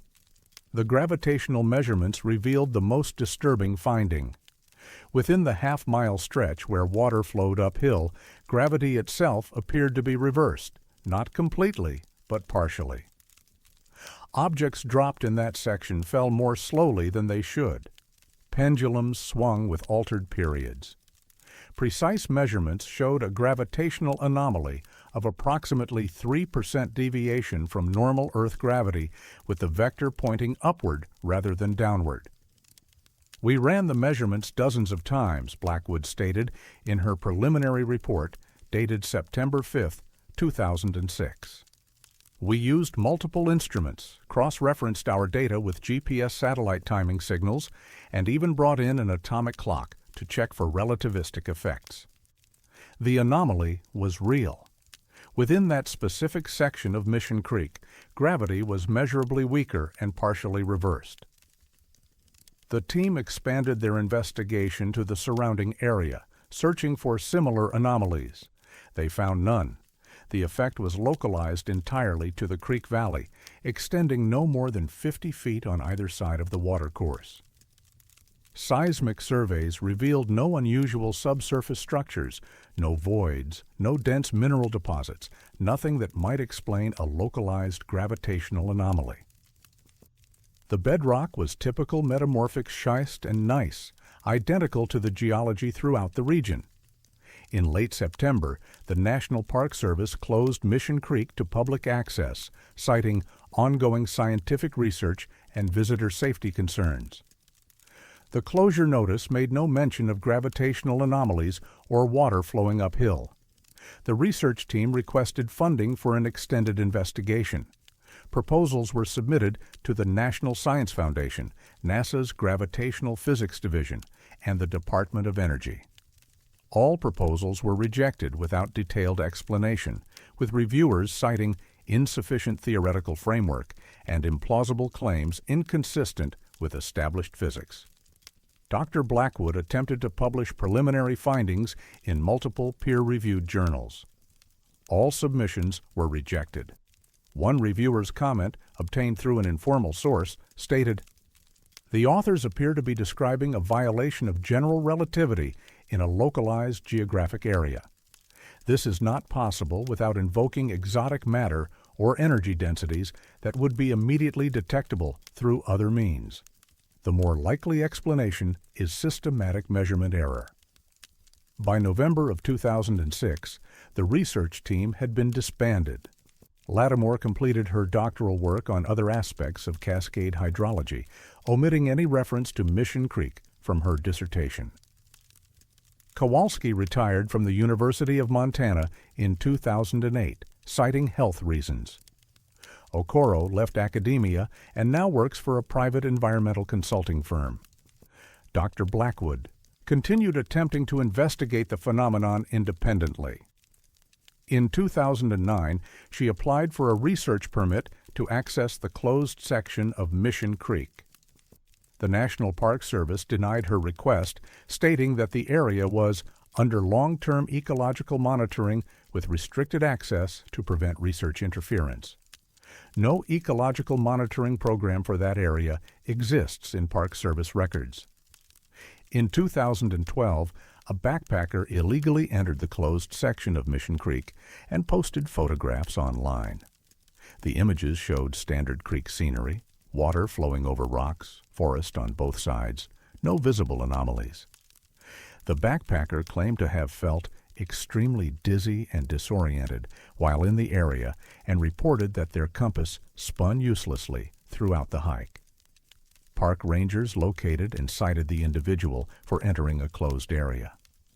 The photographs were removed from the Internet at the Park Service's request. Subsequent satellite imagery of Mission Creek shows no unusual features. Topographic maps indicate normal elevation gradients throughout the valley. The creek appears in all documentation as a standard alpine stream with typical downhill flow. But researchers who visited the site in 2006 retain their field notes, their photographs, and their data files. Rebecca Lattimore keeps a small vial of water collected from the uphill flowing section, labeled with the date and coordinates. She has never attempted to analyze it further. "I stood in that creek," she said in a private interview in 2018. "I felt the water flowing around my boots. I watched it move upstream. I measured it, documented it, verified it a dozen ways. And no one believes it happened, but I have the data. I know what I saw." Nathan Kowalski died in 2019.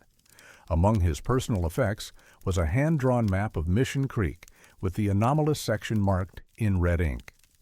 In the margin, he had written a single sentence: "The world forgets which way to fall." The area remains closed. The Park Service offers no timeline for reopening. When questioned, officials state that the closure is permanent due to sensitive ecological resources, but decline to specify what those resources are. And somewhere in the North Cascades, in a narrow valley accessible only to those willing to ignore closure signs and hike miles through trackless forest, water may still be flowing uphill, climbing 40 feet toward its source before remembering the direction it's supposed to move. Still following a path that physics says cannot exist. Still flowing backward, against gravity, against logic, against everything that water is meant to do. And compasses still spin, and visitors still feel the world tilt beneath their feet. And no one with authority will explain why.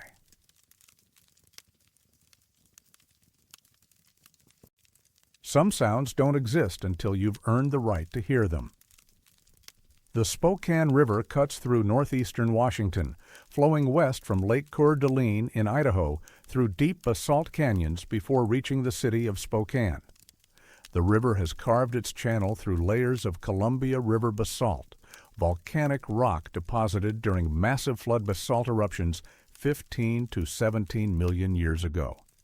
The geology is well documented, dark gray to black basalt interspersed with lighter layers of sediment, fractured by columnar jointing and shaped by thousands of years of erosion.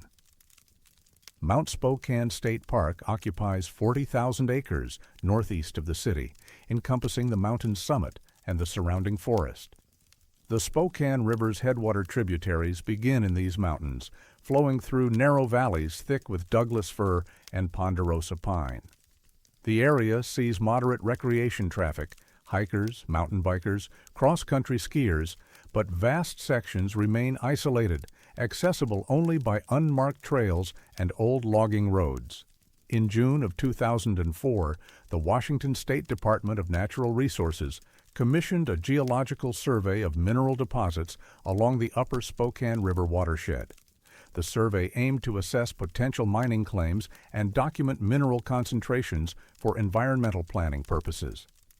Geologist Dr. Yuki Tanaka from Eastern Washington University led the project.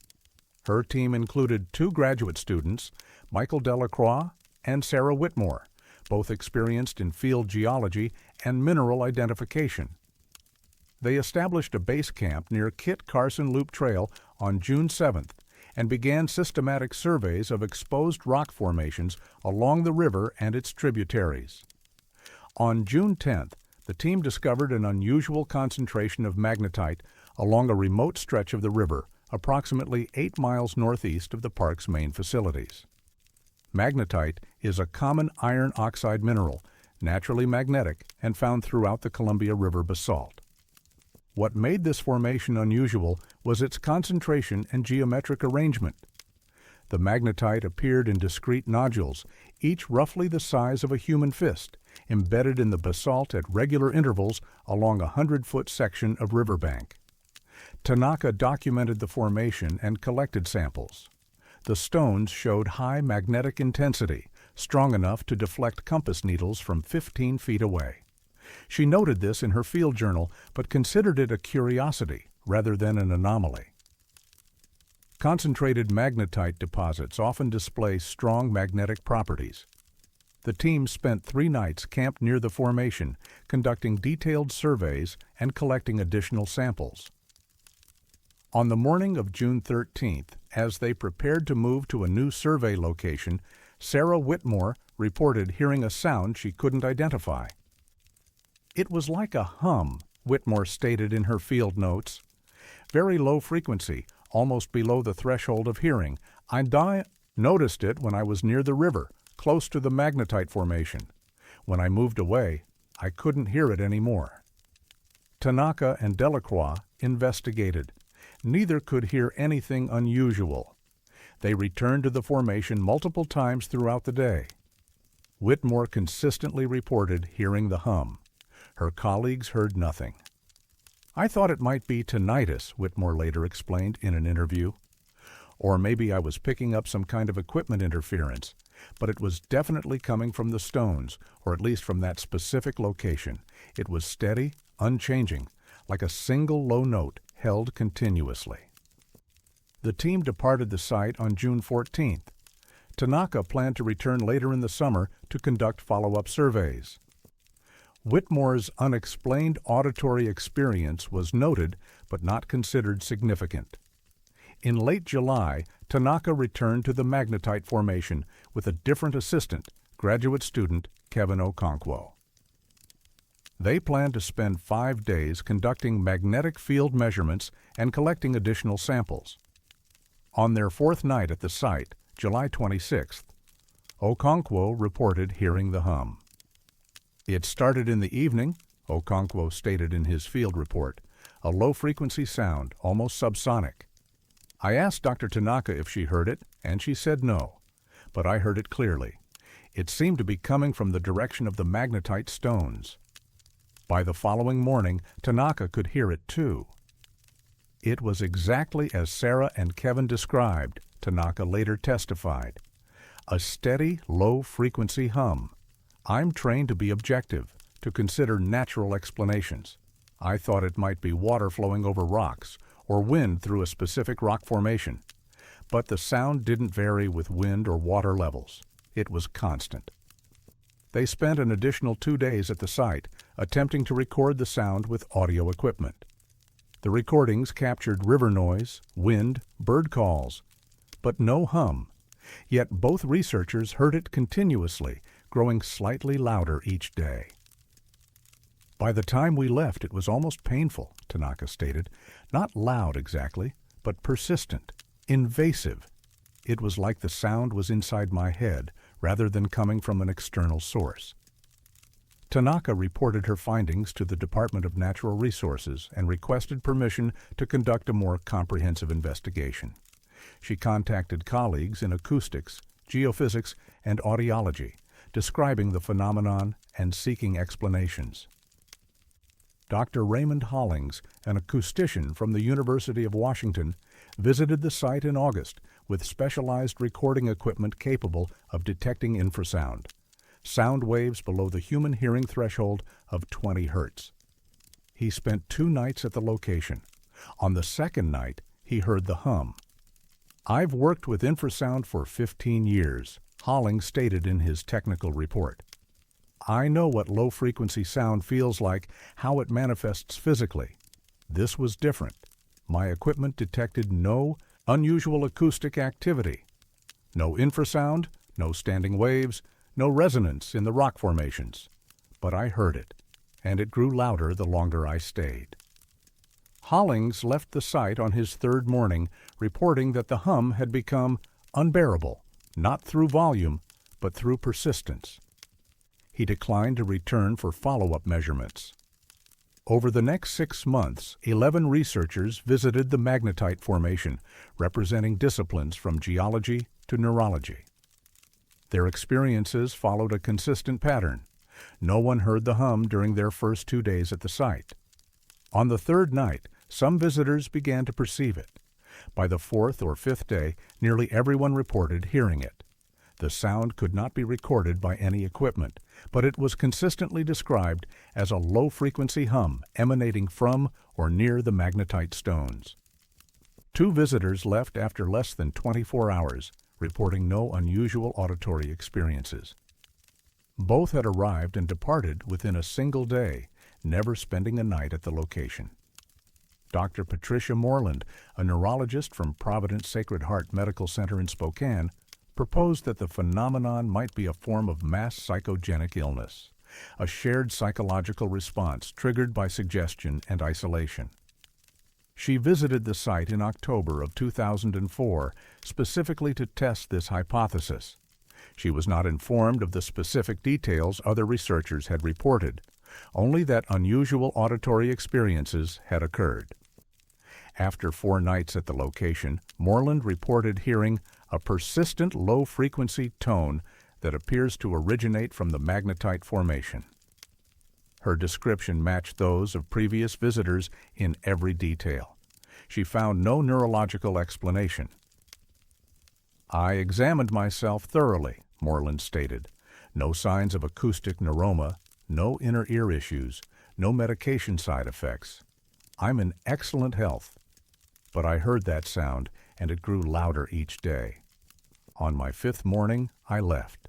The sound stopped completely once I was 2 miles from the site. The Department of Natural Resources commissioned a formal investigation in December of 2004. The lead investigator, Dr. Marcus Velasquez, a geophysicist with the USGS, assembled a team of 8 researchers representing multiple disciplines. They established a base camp at the magnetite formation with the intention of maintaining continuous presence for 2 weeks. The team evacuated after 9 days. By day 7, everyone was hearing it, Velasquez stated in his confidential report to the DNR, later obtained through public records requests. By day 8, 2 team members were experiencing headaches and disorientation. One researcher reported vivid, disturbing dreams that seemed to correlate with the frequency of the hum. We made the decision to evacuate for safety reasons. Velasquez's report included a disturbing additional finding. Visitors who spent more than 5 consecutive nights at the site continued to hear the hum intermittently, even after leaving, sometimes for weeks. The effect eventually faded, but several researchers reported occasional auditory echoes of the sound months later, always triggered by proximity to magnetite or other strongly magnetic materials. The report concluded with a recommendation that the site be closed to public access pending further investigation. It also included a paragraph, partially redacted in the public version, suggesting that the phenomenon may represent an interaction between magnetic fields and human neurology that is not currently understood by conventional science. No further official investigation occurred. The magnetite formation was removed from geological survey maps in 2005. Topographic maps of Mount Spokane State Park show no unusual features along that section of the river. The area is not marked as closed, but trail signage directs hikers away from the location, citing unstable terrain and erosion risk. Dr. Tanaka left Eastern Washington University in 2006. She now works as a private consultant and declines all interview requests regarding the magnetite formation. Sarah Whitmore completed her graduate degree in 2007 and left geology entirely, now working as a high school science teacher in Oregon. Kevin Okonkwo continued in geology and occasionally speaks about his experience. "I still hear it sometimes," he stated in a 2015 interview. Not the actual sound, but the memory of it. It's hard to explain. It's like once you've heard it, you never completely stop hearing it. It becomes part of your baseline perception. In 2012, a group of amateur geologists attempted to locate the magnetite formation using coordinates from Tanaka's published survey data. They spent 3 days searching the area and reported finding nothing unusual. Standard basalt formations, normal river geology, no concentrated magnetite deposits.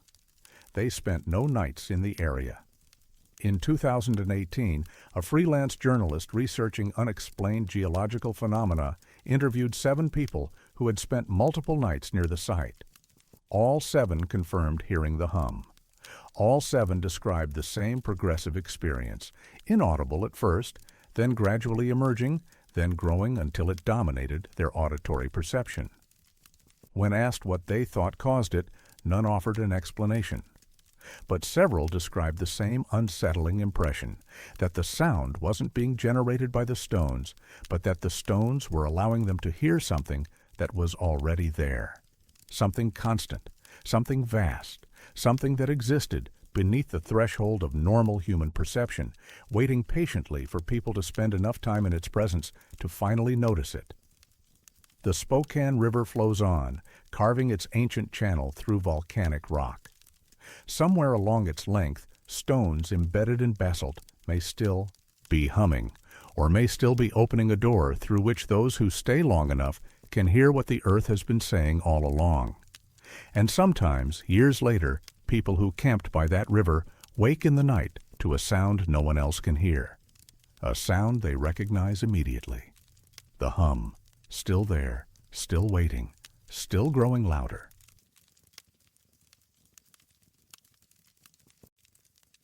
Some paths exist only when they're needed, and no one can explain who decides when that is.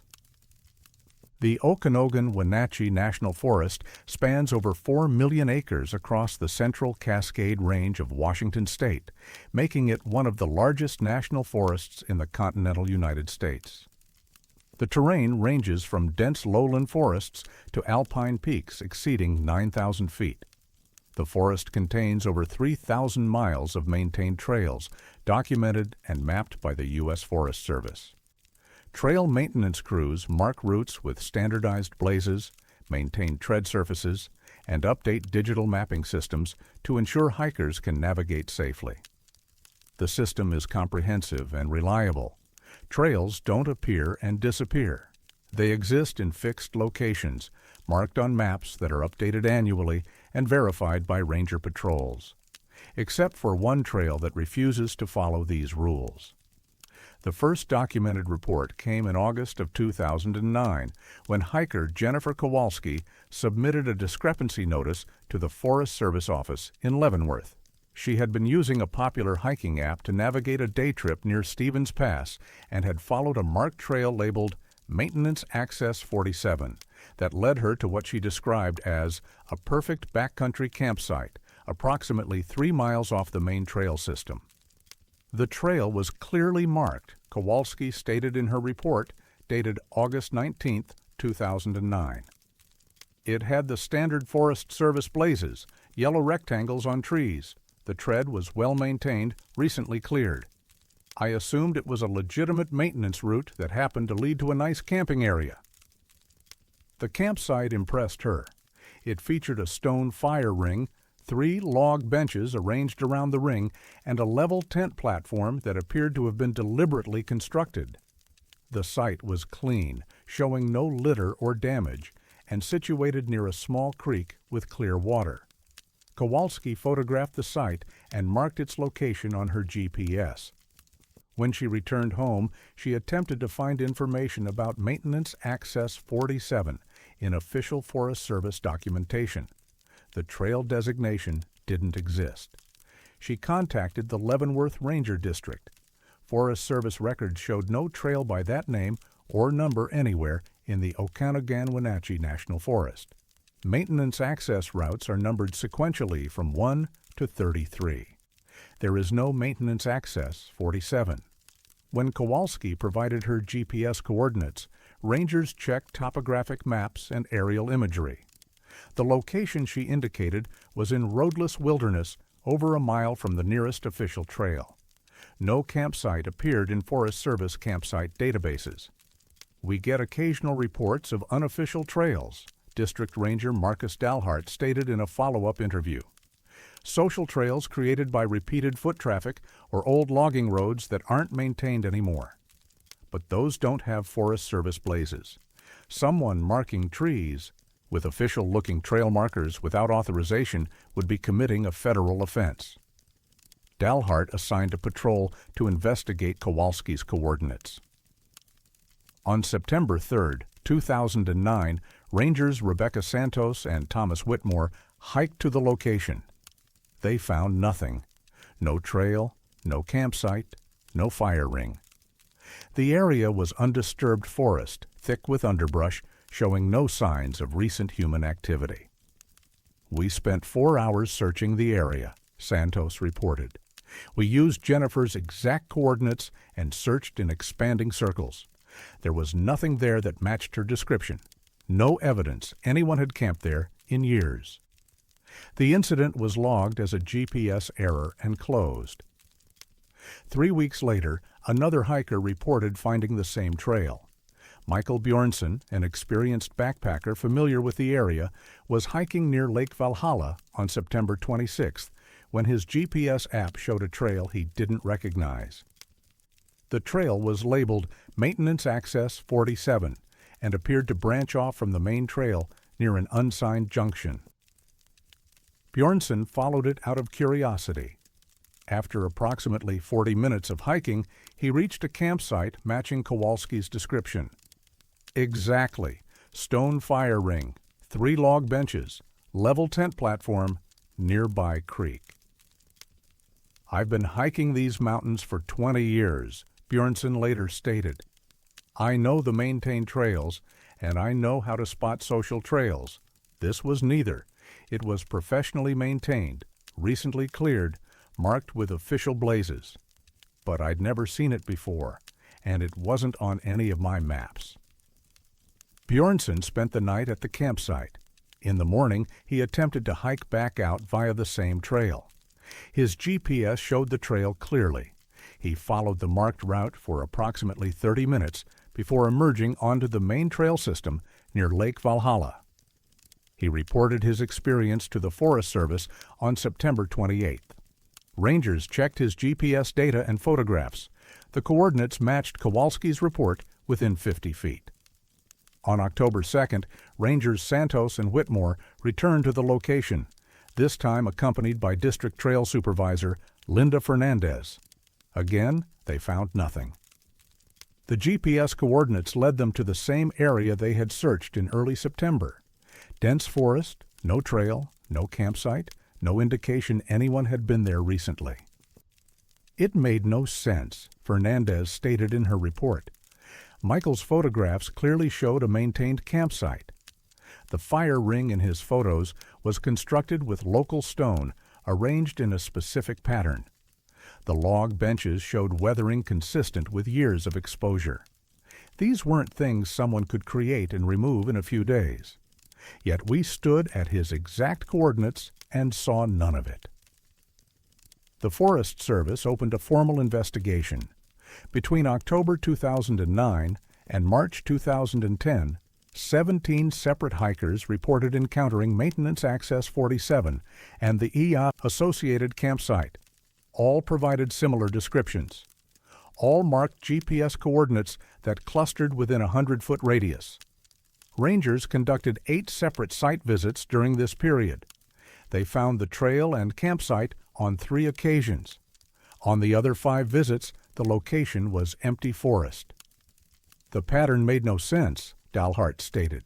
It wasn't weather-dependent or seasonal. It wasn't related to specific rangers or specific hikers. Sometimes the trail was there, sometimes it wasn't. But when it was there, it was always the same trail, leading to the same campsite. Dr. Patricia Moreland, a cartographer from the University of Washington, was brought in to analyze the GPS data. Her report, submitted in April 2010, raised more questions than it answered.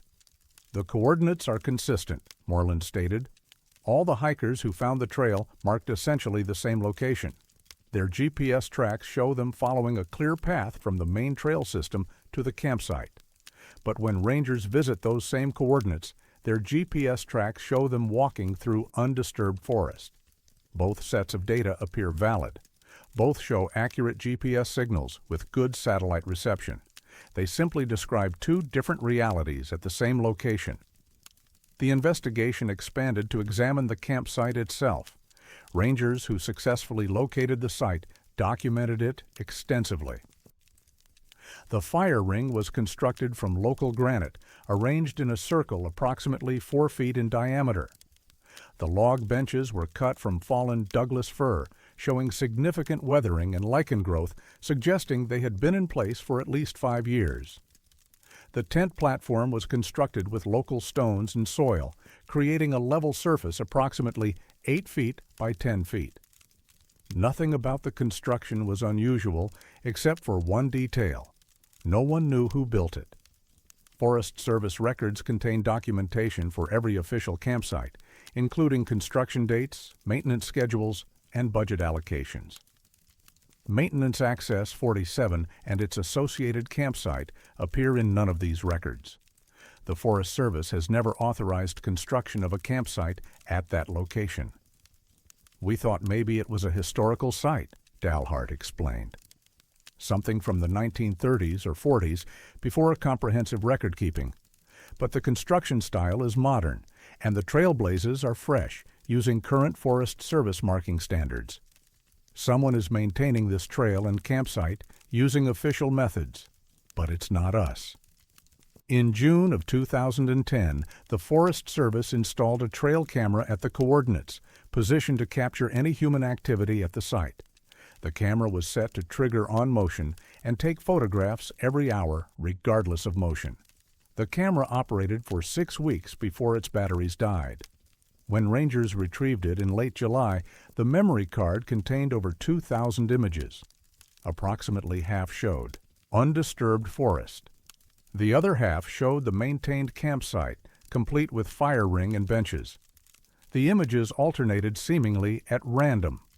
Some days showed only forest. Other days showed only the campsite. Some image sequences showed the forest transitioning to the campsite within a single hour. One photograph showing dense underbrush, the next showing the cleared campsite, with no images of any construction process or human activity between them.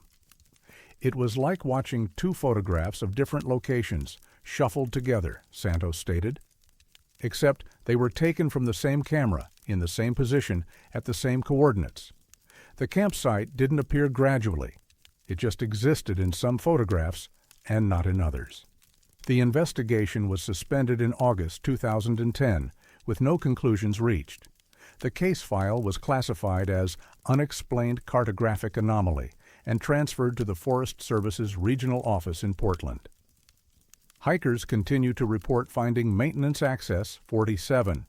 The trail appears on various hiking apps and GPS devices, always in the same location, always clearly marked, always leading to the same campsite. When hikers follow it, they document their experiences with photographs and GPS tracks. When rangers attempt to verify these reports, they find the location approximately 60% of the time. What troubles rangers most is the personal items. Multiple hikers report leaving things at the campsite unintentionally: a water bottle, a compass, a bandana, a pocket knife. These items disappear when the campsite disappears.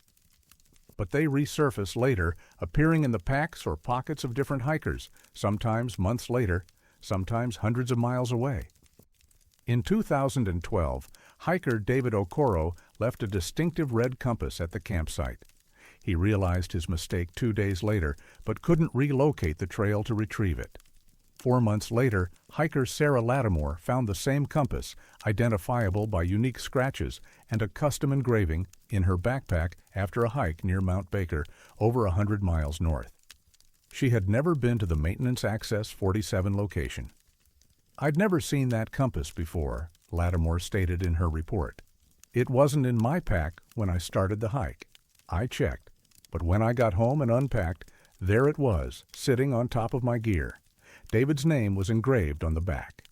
Similar transfers have been documented 19 times between 2009 and 2023. Items left at the campsite reappear in the possession of other hikers who have never visited the location. The Forest Service has no explanation. In 2018, the Washington Trail Association, a volunteer organization that maintains hiking trails throughout the state, attempted to officially document Maintenance Access 47. A team of experienced trail workers spent 3 days searching for the trail using coordinates provided by multiple hikers. They found it on their second day and documented it extensively. They photographed the trail markers, measured the trail width, documented the campsite construction, and created detailed GPS tracks of the entire route. Their report concluded that the trail showed signs of recent maintenance: fresh chainsaw cuts on fallen logs, recently cleared brush, newly applied trail blazes. The work appeared to have been done within the previous 2 weeks. No Forest Service crews had been in that area during that time frame. No volunteer groups had permits for trail work. No one claimed responsibility for the maintenance. The trail hasn't appeared on official Forest Service maps. When asked about it, the Leavenworth Ranger District states that Maintenance Access 47 is not a recognized trail designation and that no authorized campsites exist at the reported coordinates. But hikers still find it. They still photograph the campsite, they still leave items behind without meaning to, and those items still find their way into other people's packs, carried by a trail that exists and doesn't exist, maintained by no one anyone can identify, leading to a campsite that appears and vanishes according to rules no one understands. And sometimes, late at night in that campsite, hikers report hearing the sound of someone working, the distant scrape of a rake, the thud of an axe, the snap of pruning shears maintaining a trail that shouldn't be there. But when they shine their flashlights into the forest, they see nothing. Just trees and darkness, and the faint yellow blazes marking a path that leads somewhere no map can follow.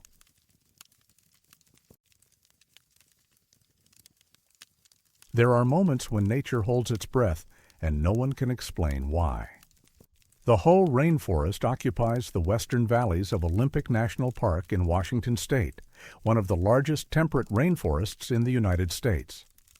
The forest receives between 12 and 14 feet of rainfall annually, creating an ecosystem of remarkable density and biodiversity. Sitka spruce and western hemlock tower over 300 feet tall, draped in mosses and ferns that thrive in the perpetual dampness. The Hoh River runs through the valley, fed by glaciers on Mount Olympus, its constant rush audible throughout the forest. The rainforest is never quiet. Water drips from canopy to understory in steady rhythm. The river moves with unceasing force. Birds call from the dense foliage, varied thrushes, winter wrens, Pacific slope flycatchers. Roosevelt elk move through the undergrowth. The forest hums with life, a constant background symphony that visitors and rangers alike describe as one of its defining characteristics. On September 14, 1977, that symphony stopped. The day began normally. Weather conditions were typical for mid-September: overcast skies, light drizzle, temperatures in the mid-50s. Approximately 80 visitors were scattered throughout the Hoh Rainforest Trail System that afternoon, along with 3 park rangers on patrol and 2 research teams conducting ecological surveys. At 2:33 p.m. Pacific Daylight Time, the forest went silent. Park Ranger Daniel Whitmore was conducting a trail patrol approximately 2 miles from the visitor center when it happened. He had stopped to make notes about a fallen tree blocking a side trail. The time was recorded in his field journal, 2:33 p.m.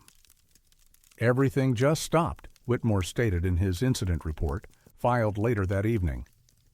The river, the birds, even the sound of rain on leaves. It was like someone had hit a mute button on the entire forest. Complete silence. I've never experienced anything like it. The silence lasted exactly 4 minutes.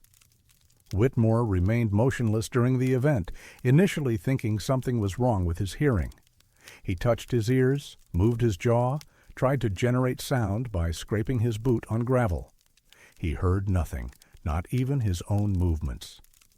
I couldn't hear myself, Whitmore later testified. I scraped my boot deliberately, hard enough that I should have heard gravel crunch. Nothing. I clapped my hands together. Silence. It was like being in a soundproofed room, except I was standing in the middle of a rainforest. At 2:37 p.m., sound returned abruptly. The river resumed its rush. Birds called. Rain dripped from leaves.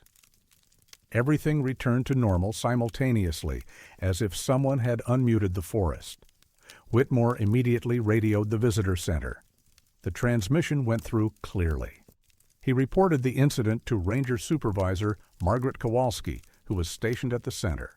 Kowalski told him that 2 visitors had just entered the center, reporting the exact same experience. Over the next 3 hours, 17 separate individuals came forward with identical accounts. They included day hikers, backpackers, a family with young children, 2 separate research teams from the University of Washington, and 2 other park rangers who had been on patrol in different sections of the forest. All reported complete silence beginning at 2:33 p.m. All reported the silence lasting approximately 4 minutes. All described the same profound sense of wrongness, not fear exactly, but a deep awareness that something fundamentally abnormal was occurring. Dr. Patricia Velasquez, a biologist conducting spotted owl surveys in the forest that day, provided one of the most detailed accounts. She had been recording bird calls using professional audio equipment when the silence occurred. I was monitoring my equipment when it happened, Velasquez stated in her written testimony. My recording devices continued functioning. I could see the levels, the tape was moving, but they were capturing nothing. 4 minutes of absolute silence on professional-grade recording equipment in one of the loudest ecosystems in North America. It's not possible, but it happened. Velasquez's recording equipment captured the anomaly. The tapes show normal forest sounds until 2:33 p.m., then 4 minutes of flatline silence, then normal sounds resuming at 2:37 p.m. Multiple audio analysis later confirmed the recordings were genuine and unaltered. Backpacker James Okoro was hiking with 2 friends near 5 Mile Island when the silence fell. All 3 men experienced it simultaneously. "We stopped talking mid-sentence," Okoro later stated. "We just stood there, looking at each other. Nate tried to say something, and we could see his mouth moving, but there was no sound. Nothing. We were 20 feet from the river, and we couldn't hear it. For 4 minutes, we stood in that forest, and it was like being in a void." The youngest witness was 8-year-old Emma Dalhart, hiking with her parents on the Hall of Mosses Trail. Her mother, Sandra Dalhart, reported that Emma began crying during the silence, not from fear, but from frustration at being unable to hear her own voice. She kept saying, "Mom, I can't hear. Mom, I can't hear," Sandra Dalhart testified. But she wasn't deaf. She could hear us after it ended. Something happened to the sound itself, not to our ability to hear. Park Superintendent Rebecca Santos convened an emergency meeting that evening. 17 witnesses provided written statements. Their accounts were remarkably consistent. Silence beginning at exactly 2:33 p.m., lasting 4 minutes, affecting all sound, including the river, animal life, rain, and human-generated noise. Santos contacted the National Park Service Regional Office and requested assistance from scientific experts who might explain the phenomenon. Dr. Michael Fernandez, an acoustician from the University of Washington, arrived at Olympic National Park on September 16th. He interviewed witnesses, examined Velasquez's audio recordings, and conducted acoustic tests throughout the whole rainforest. "I found no physical explanation," Fernandez stated in his technical report, dated October 3, 1977. "Sound doesn't just stop. It's the propagation of pressure waves through air. For all sound to cease simultaneously across several square miles would require conditions that violate basic physics. No atmospheric phenomenon could create this effect." Fernandez's report included analysis of Velasquez's recordings. He confirmed they were authentic and unaltered. The silence was genuine, not equipment failure, not recording error, but an actual absence of acoustic activity. "What's most disturbing," Fernandez wrote, "is that the silence appears on multiple independent recording devices in different locations throughout the forest. This wasn't a localized phenomenon, it affected a large area simultaneously."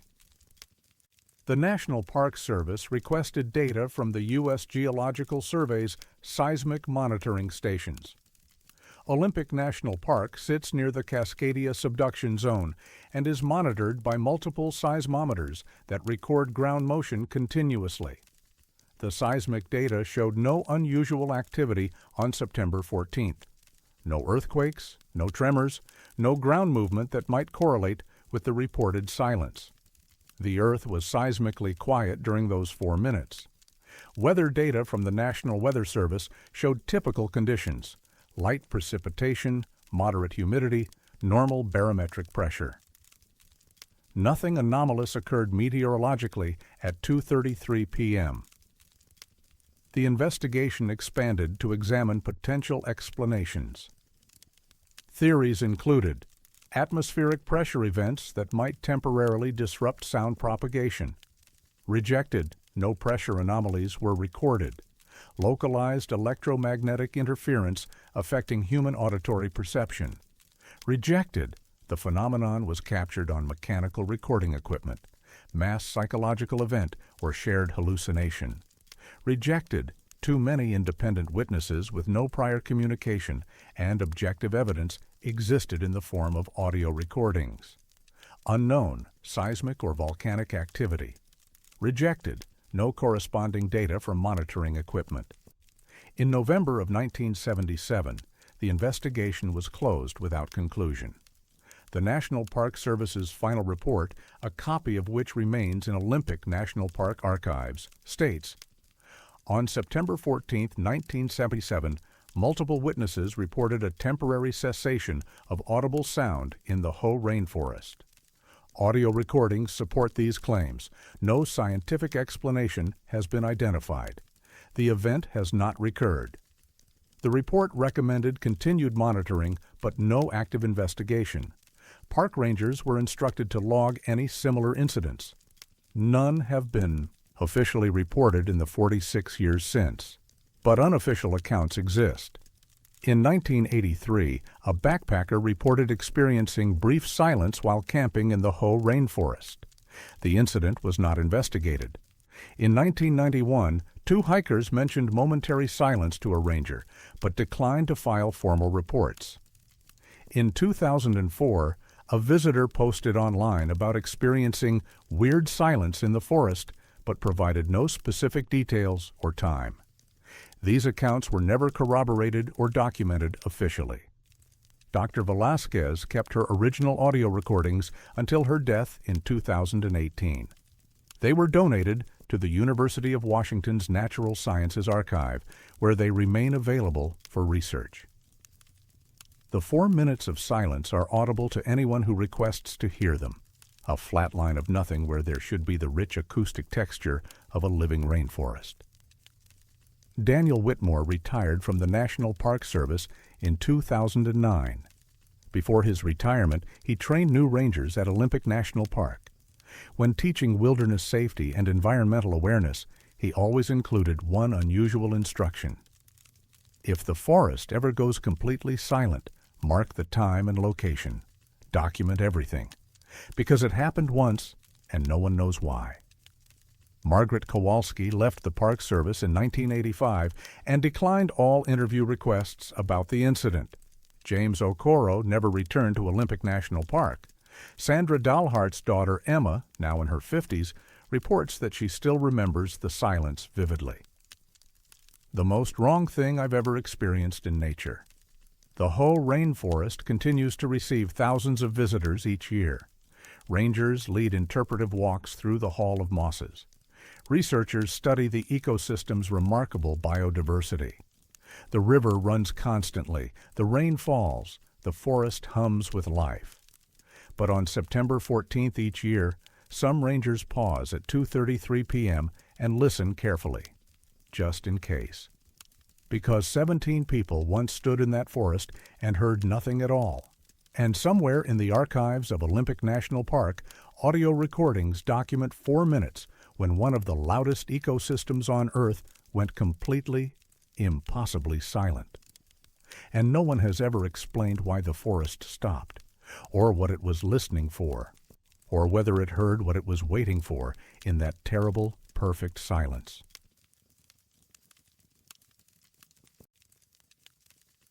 Some structures exist in the landscape like memories that refuse to fade, even when no one remembers building them. The Pasayten Wilderness spans over 500,000 acres in north-central Washington, extending to the Canadian border. It's one of the most remote wilderness areas in the lower 48 states, characterized by alpine meadows, glacial valleys, and rugged peaks that exceed 8,000 feet. The region sees fewer than 3,000 visitors annually. Most of the wilderness contains no established trails, and large sections remain unmapped at detailed scales. During the early 20th century, the U.S. Forest Service constructed dozens of fire lookout towers throughout Washington's remote forests. These structures served as early warning stations, staffed by solitary fire watchers during summer months. The towers followed standardized designs, typically 14-foot square cab structures mounted on timber or steel frameworks, positioned on high ridges to maximize visibility. Comprehensive records document their construction dates, locations, and operational histories. Most were decommissioned between the 1950s and 1970s as aerial surveillance replaced ground-based observation. Many towers were dismantled, others were abandoned and left to decay. A few were preserved as historical structures. The Pasaitan Wilderness contains 7 documented fire lookout towers. All 7 are accounted for in Forest Service records, 3 demolished, 2 maintained as historic sites, 2 still standing but abandoned. In July of 2013, a geography researcher at Western Washington University named Dr. Marcus Dalhart was analyzing high-resolution satellite imagery of the Pasaitan Wilderness for a study on old-growth forest distribution. He noticed something unusual in an image dated June 15, 2013. A structure stood on an unnamed ridge approximately 18 miles south of the Canadian border. The structure appeared to be a fire lookout tower, clearly visible in the satellite image. A square cab mounted on what looked like a timber frame, positioned on an exposed rocky summit. Dalhart cross-referenced the location with Forest Service records. No tower was documented at those coordinates. He checked historical maps, architectural surveys, and wildfire management databases. The structure didn't appear in any official documentation. "I thought it might be a modern installation," Dalhart later stated. Maybe a radio repeater or weather station that hadn't been added to databases yet. But the construction style looked wrong for that. It looked like a historical fire tower. Dalhart contacted the Okanogan-Wenatchee National Forest Office in Winthrop. Forest Service historian Linda Kowalski examined the satellite imagery and confirmed no tower should exist at that location. "We have complete records of fire lookout construction in the Pasaitan Wilderness," Kowalski stated in her initial report. 7 towers were built between 1929 and 1941. All 7 locations are documented. This isn't one of them. Kowalski requested access to additional satellite imagery. She obtained images from different dates spanning 2006 through 2013. The tower appeared in approximately 60% of the images. In the remaining images, the ridge appeared empty, just exposed rock and sparse vegetation, no structure. "It was as if the tower existed intermittently," Kowalski stated, "present in some images, absent in others, with no pattern I could identify. But when it was present, it was always the same structure in the same location." In August of 2013, Kowalski organized an expedition to investigate. She recruited 3 experienced wilderness travelers, retired Ranger Thomas Okoro, wilderness guide Sarah Whitmore, and structural surveyor Rebecca Fernandez. The team planned a 5-day expedition to reach the ridge and document whatever they found. The coordinates put the tower approximately 14 miles from the nearest trailhead, in terrain with no established trails. The team used GPS navigation and topographic maps to plot their route. They reached the ridge on their 3rd day, August 19th. The tower was there. "It stood exactly where the satellite imagery showed it," Fernandez stated in her field report. A standard Forest Service fire lookout, L4 cab design, mounted on a timber frame approximately 40 feet tall. The structure showed significant weathering but appeared structurally sound. The team documented the tower extensively. The construction matched Forest Service designs from the 1930s. Rough-cut Douglas fir timbers, hand-forged hardware, wood frame cab with large windows on all 4 sides. The wood was weathered silver gray, the windows largely intact, though heavily oxidized. A wooden ladder provided access to the cab. Whitmore climbed first, testing each rung carefully. The ladder held. She entered the cab and found it furnished with period-appropriate equipment, a firefinder table for plotting smoke locations, a simple cot, a wood stove, shelves with rusted cans and supplies. On the firefinder table lay a logbook. The logbook was a standard Forest Service issue from the 1930s, its pages yellowed but legible. Entries began on June 3, 1936, and continued intermittently through August 17, 2012. The entries were written by different hands across decades, each signed with a first name only. Harold, Margaret, James, Patricia, Michael, and others.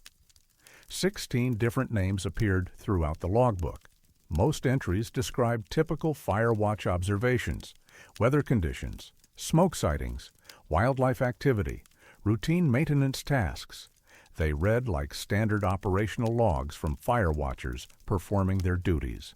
Except for every seventh entry. Every seventh entry was different, Kowalski stated after reviewing photographs of the logbook. Same observation, recorded by different people across 76 years. They all described watching the stars disappear. The first such entry was dated June 21, 1936, written by someone named Harold. Midnight, clear sky, all stars vanished at once, complete darkness for 3 minutes. Stars returned in different positions. Firefinder compass off by 6 degrees. Will report to district. 7 entries later, dated August 4, 1941, someone named Margaret wrote, Midnight shift. Stars went out simultaneously.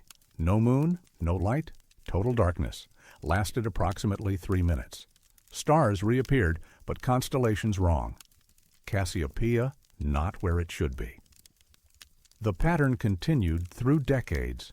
Every 7th entry, regardless of who wrote it, regardless of the date, described the same phenomenon. Stars disappearing at midnight, lasting approximately 3 minutes, returning in incorrect positions. The most recent such entry was dated July 9, 2012, written by someone named David. Midnight, it happened again. Everything says it shouldn't be possible. Stars don't just turn off, but I watched them disappear all at once, like someone flipped a switch. When they came back, Orion was in the wrong quadrant. I checked the firefinder.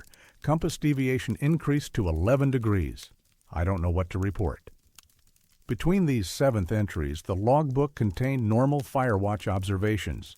Whoever staffed the tower appeared to treat the stellar disappearance events as routine enough to log, but strange enough to comment on. The team photographed every page of the logbook. Fernandez examined the structure's construction and found it consistent with 1930s Forest Service standards. The tower bore no plaques or identifying markers. We searched for any documentation about who built it, Okoro stated.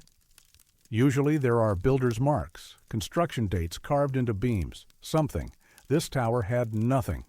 It was architecturally correct for the 1930s, built using period-appropriate methods, but completely anonymous. The team spent 1 night at the tower. Kowalski and Whitmore maintained a watch from the cab. Nothing unusual occurred. The stars remained visible throughout the night. They departed on August 20th, marking the trail they'd used to reach the ridge with GPS waypoints for future reference. When the Forest Service attempted to send a follow-up team in September, they couldn't locate the tower. The GPS coordinates led to the correct ridge, but the summit was empty, just exposed bedrock and scattered alpine vegetation. No tower, no evidence one had ever stood there. A second attempt in October 2013 also found nothing. Satellite imagery from November 2013 showed the ridge empty. Images from February 2014 showed the tower present. The pattern continued. The tower appeared in some images, vanished in others, with no consistent timeline. The Forest Service opened a formal investigation in March 2014. Regional architect Dr. William Velasquez examined Fernandez's photographs and confirmed the structure matched L4 cab specifications from the 1930s. Everything about it is correct, Velasquez stated in his report. The dimensions, the joinery, the materials, the hardware. This is a legitimate Forest Service fire lookout from that era. But we have no construction records, no budget allocations, no personnel assignments. It's as if someone built a perfect replica of a 1930s tower and placed it in the wilderness without documentation. The 16 names from the logbook were cross-referenced with Forest Service employment records. 8 matched fire watchers who had worked in other locations during the 1930s and 40s. None had any documented assignment to the Pasayten Wilderness. 3 of the names matched individuals who had died before the logbook's first entry in 1936. The most troubling detail was the astronomical observations. Dr. Patricia Moreland, an astronomer from the University of Washington, analyzed the descriptions of stellar disappearances and constellation malpositions described in every 7th entry. The observations are internally consistent, Moreland stated in her analysis, dated May 2014.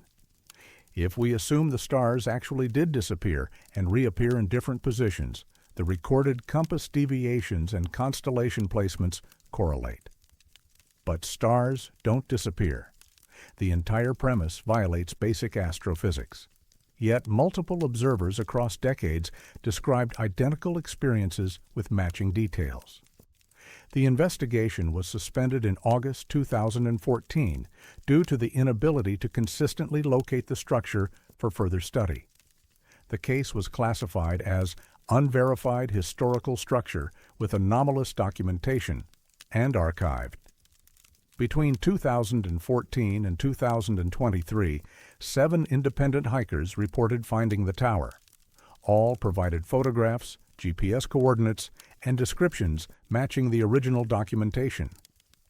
3 hikers reported seeing entries in the logbook dated after 2012, suggesting someone continued to staff the tower. None of these hikers could relocate the tower when they attempted to return. In 2019, backpacker James Lattimore found the tower and photographed a logbook entry dated June 3, 2019, exactly 83 years after the first entry. It was a 7th entry written by someone named Sophie. Midnight watch, stars extinguished, darkness total. 3 minutes, 17 seconds by my watch. Stars returned. Compass now reads 13 degrees deviation. Sky is wrong. I should report this, but I don't know who would believe it. The tower isn't on any map. Maybe it never was. Lattimore attempted to remove the logbook to provide definitive evidence of the tower's existence. When he reached for it, he felt a strong sense that removing it would be wrong, a feeling he later described as visceral prohibition, like I was about to commit theft from a place that was still active, still being used. He left the logbook and descended the tower. By the time he hiked back to his camp half a mile away, he questioned whether he'd actually seen it. The coordinates he'd marked seemed uncertain. The memory felt distant, dreamlike. Linda Kowalski retired from the Forest Service in 2020. She kept copies of all documentation related to the tower, satellite images, field reports, logbook photographs. She maintains that the tower exists, though she acknowledges the impossibility of proving it conclusively. Structures don't appear and disappear, Kowalski stated in a 2022 interview. But 16 people documented their experiences in that logbook across 8 decades. 7 independent hiking groups found the same tower in the same location. The evidence is real, even if it doesn't make sense. The Pasayten Wilderness remains largely unmapped and unvisited. Somewhere within its 500,000 acres, a fire lookout tower may still stand on an unnamed ridge, staffed by watchers whose names appear in no employment records, documenting observations that violate the laws of physics. And every 7th entry in the logbook describes the same impossible event. Stars disappearing at midnight, the sky going dark, 3 minutes of total blackness before the stars return in the wrong positions. And the compass deviation increases with each occurrence, as if the tower is slowly drifting away from true north, migrating towards some other orientation no map can show. Still watching, still recording, still there when the satellite passes overhead at the right moment. Still forgotten by everyone except those who have climbed its ladder and read its logbook and seen what shouldn't be possible, written in matter-of-fact handwriting by people who shouldn't exist.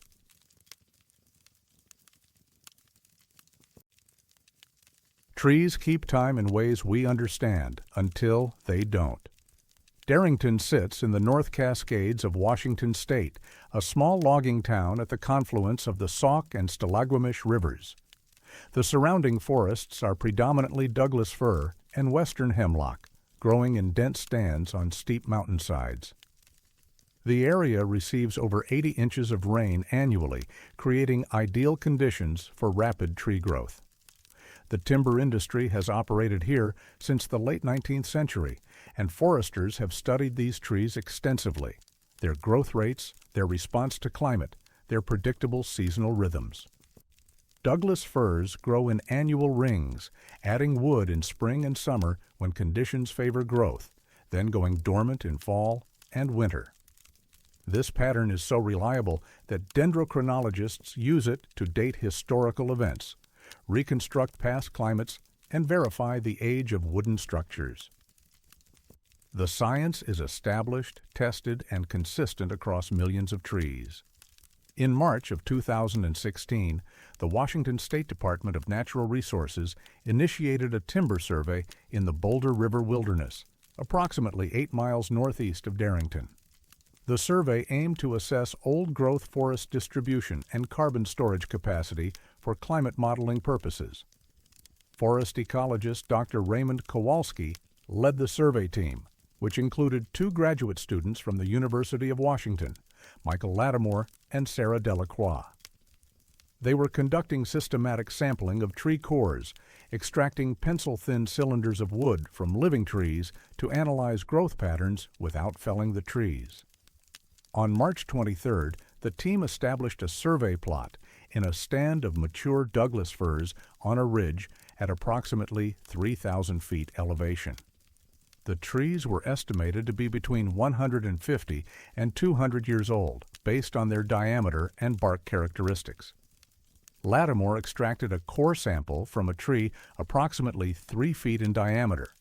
Standard procedure required labeling the sample with location, date, and tree identification, then sealing it in a protective tube for laboratory analysis. When Lattimore examined the core sample in the field, he noticed something unusual about the growth rings. "The pattern looked wrong," Lattimore stated in his field notes, dated March 23, 2016. The rings weren't consistent. There were sections where the early wood and late wood appeared reversed, wide bands where there should be narrow ones, narrow where there should be wide. Early wood forms during spring and early summer, light-colored, with large cells for rapid growth. Late wood forms in late summer and fall, darker, denser, with smaller cells as growth slows. The distinction between them creates the visible rings used to count tree age. In Lattimore's sample, certain years showed late wood forming first, followed by early wood, as if the tree had grown during winter and gone dormant during summer. Kowalski examined the sample. He agreed the pattern was abnormal, but suggested it might result from stress events, insect damage, drought, or disease that disrupted normal growth cycles. They extracted core samples from 4 additional trees in the immediate area. All 5 samples showed the same anomaly, reversed growth patterns in the same specific years. When one tree shows unusual growth, you look for local causes, Kowalski later stated in his preliminary report. When 5 trees show identical unusual growth in the same years, you're looking at something affecting the entire stand. But I'd never seen anything like this. The reversal was complete. These trees grew in winter and stopped growing in summer, violating every principle of temperate forest biology.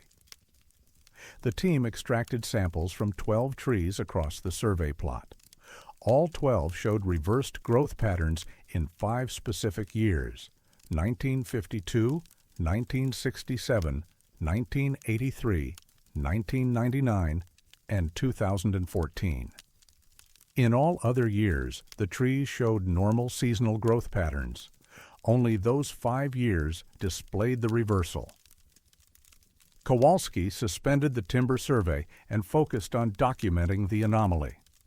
The team expanded their sampling to surrounding areas, extracting cores from Douglas firs within a 1-mile radius of the original plot.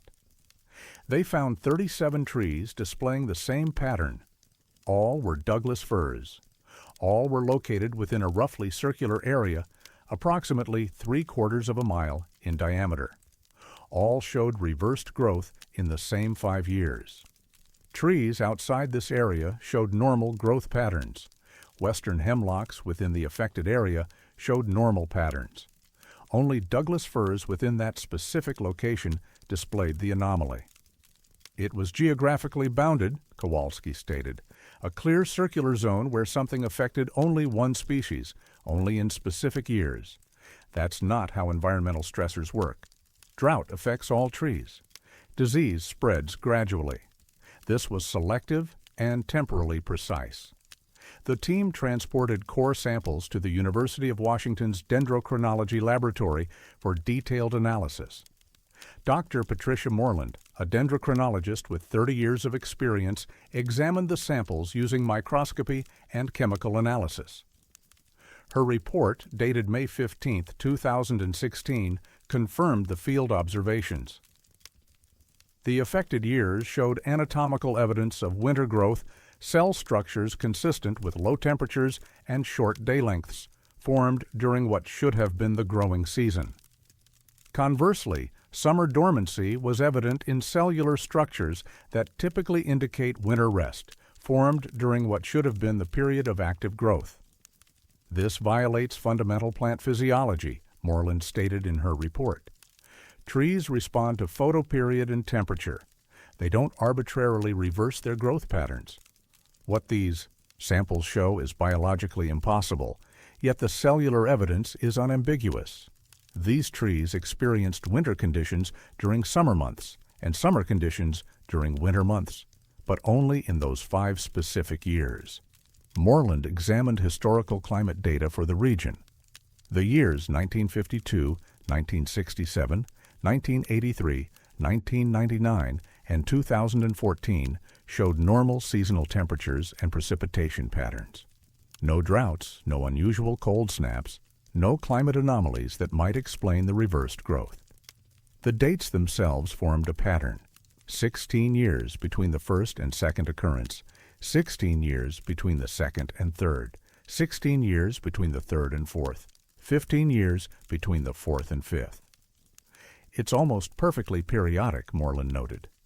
Every 15 to 16 years, something affects these trees for a single growing season, causing them to reverse their normal biological response to environmental cues. Then it stops, and they return to normal growth the following year. The Department of Natural Resources requested additional analysis from the U.S. Forest Service's Pacific Northwest Research Station. Dr. William Bjornson, a forest pathologist, visited the site in June 2016 to investigate potential disease vectors or insect infestations that might explain the pattern. Bjornson found no evidence of disease or pest damage.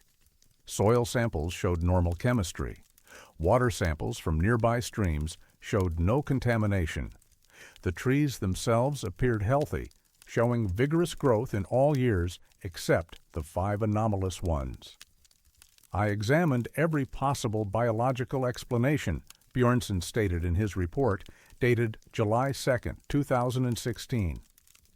Root disease, foliar pathogens, bark beetles, chemical contamination, nutrient deficiency. Nothing fit. The trees are healthy. They simply grew backwards in time, as if winter and summer had switched places, but only for those specific years. Kowalski attempted to correlate the anomalous years with other documented events. He examined solar activity records, no unusual solar storms or magnetic field variations during those years.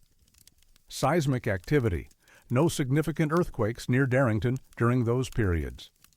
Volcanic activity, Mount Baker and Glacier Peak, showed no unusual activity during those years. Local land use, no logging, construction, or industrial activity in the affected area during any of the anomalous years. No correlations emerged. In August 2016, the Washington State Department of Natural Resources convened a panel of experts to review the findings. dendrochronologists, climatologists, forest ecologists, and geophysicists.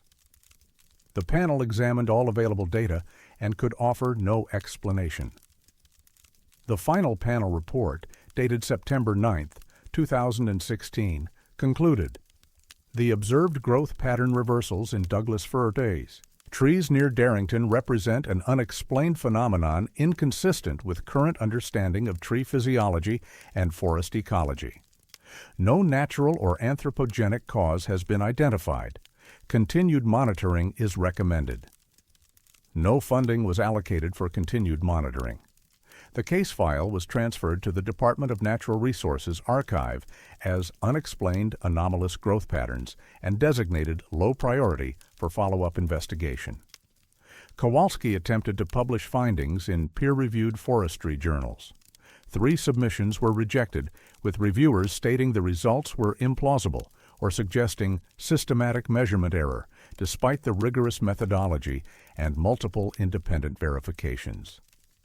One reviewer's comment, obtained informally, stated, "The authors describe trees growing during winter and remaining dormant during summer. This is not possible. The more parsimonious explanation is laboratory error or data fabrication." No journal would publish the research.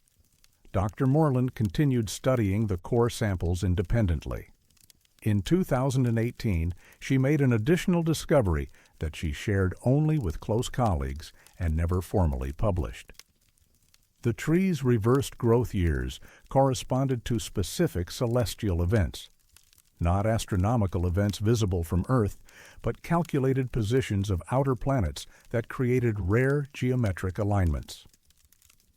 The years 1952, 1967, 1983, 1999, and 2014 all featured unusual configurations of Jupiter, Saturn, and Uranus, forming specific angles that occur only once every 15 to 16 years. "I don't know what this means," Moreland stated in an informal interview in 2019. "I'm a tree scientist, not an astronomer, but the correlation is there. Something about those planetary positions corresponds to whatever caused those trees to reverse their growth patterns. Whether that's causation or coincidence, I can't say." She calculated when the next such alignment would occur, 2030. Moreland requested permission to visit the site in 2030 to extract new core samples and see if the pattern repeated. Her request was denied by the Department of Natural Resources without explanation. Michael Lattimore, who originally discovered the anomaly, left academic forestry in 2017. He now works in urban planning. When asked about the census trees, he expresses reluctance to discuss them. "People thought we made it up," Lattimore stated in a 2020 interview, "or that we were incompetent. But I extracted those cores myself. I saw the rings under the microscope. Those trees grew backwards for 5 separate years, and no one can explain why." Sarah Delacroix completed her graduate degree, but includes no mention of the Darrington survey in her published thesis. She declined interview requests for this investigation. Dr. Kowalski retired from the Department of Natural Resources in 2021. He kept complete documentation of the census trees investigation, field notes, core samples, laboratory analyses, photographs. The samples remain in storage at the University of Washington, available for examination but rarely requested. "I've spent 40 years studying forests," Kowalski stated in his final interview before retirement.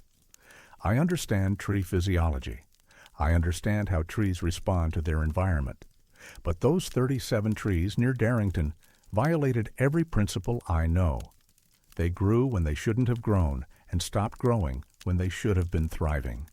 And they did it in perfect synchrony, as if responding to something we can't detect, something that operates on a 15-year cycle and affects only Douglas firs in that specific location. The Boulder River Wilderness remains open to hiking and camping. The ridge where the census trees grow is accessible by unmarked trails requiring difficult cross-country navigation. Few people visit the area. In 2030, if the pattern holds, those 37 Douglas firs will reverse their growth cycles again. They will form late wood in spring, early wood in fall, growing through winter and sleeping through summer, violating the fundamental biology that governs every other tree in the forest. And if researchers visit the site during that year, they might experience what some who've studied those trees report, a persistent sense of déjà vu, as if they've stood in that exact spot before, examining those exact trees at a time that hasn't happened yet, or a time that happens every 16 years on a schedule written in planetary orbits and tree rings, following rules no science can map. Still counting, still keeping time, still growing backwards when the alignment comes around again.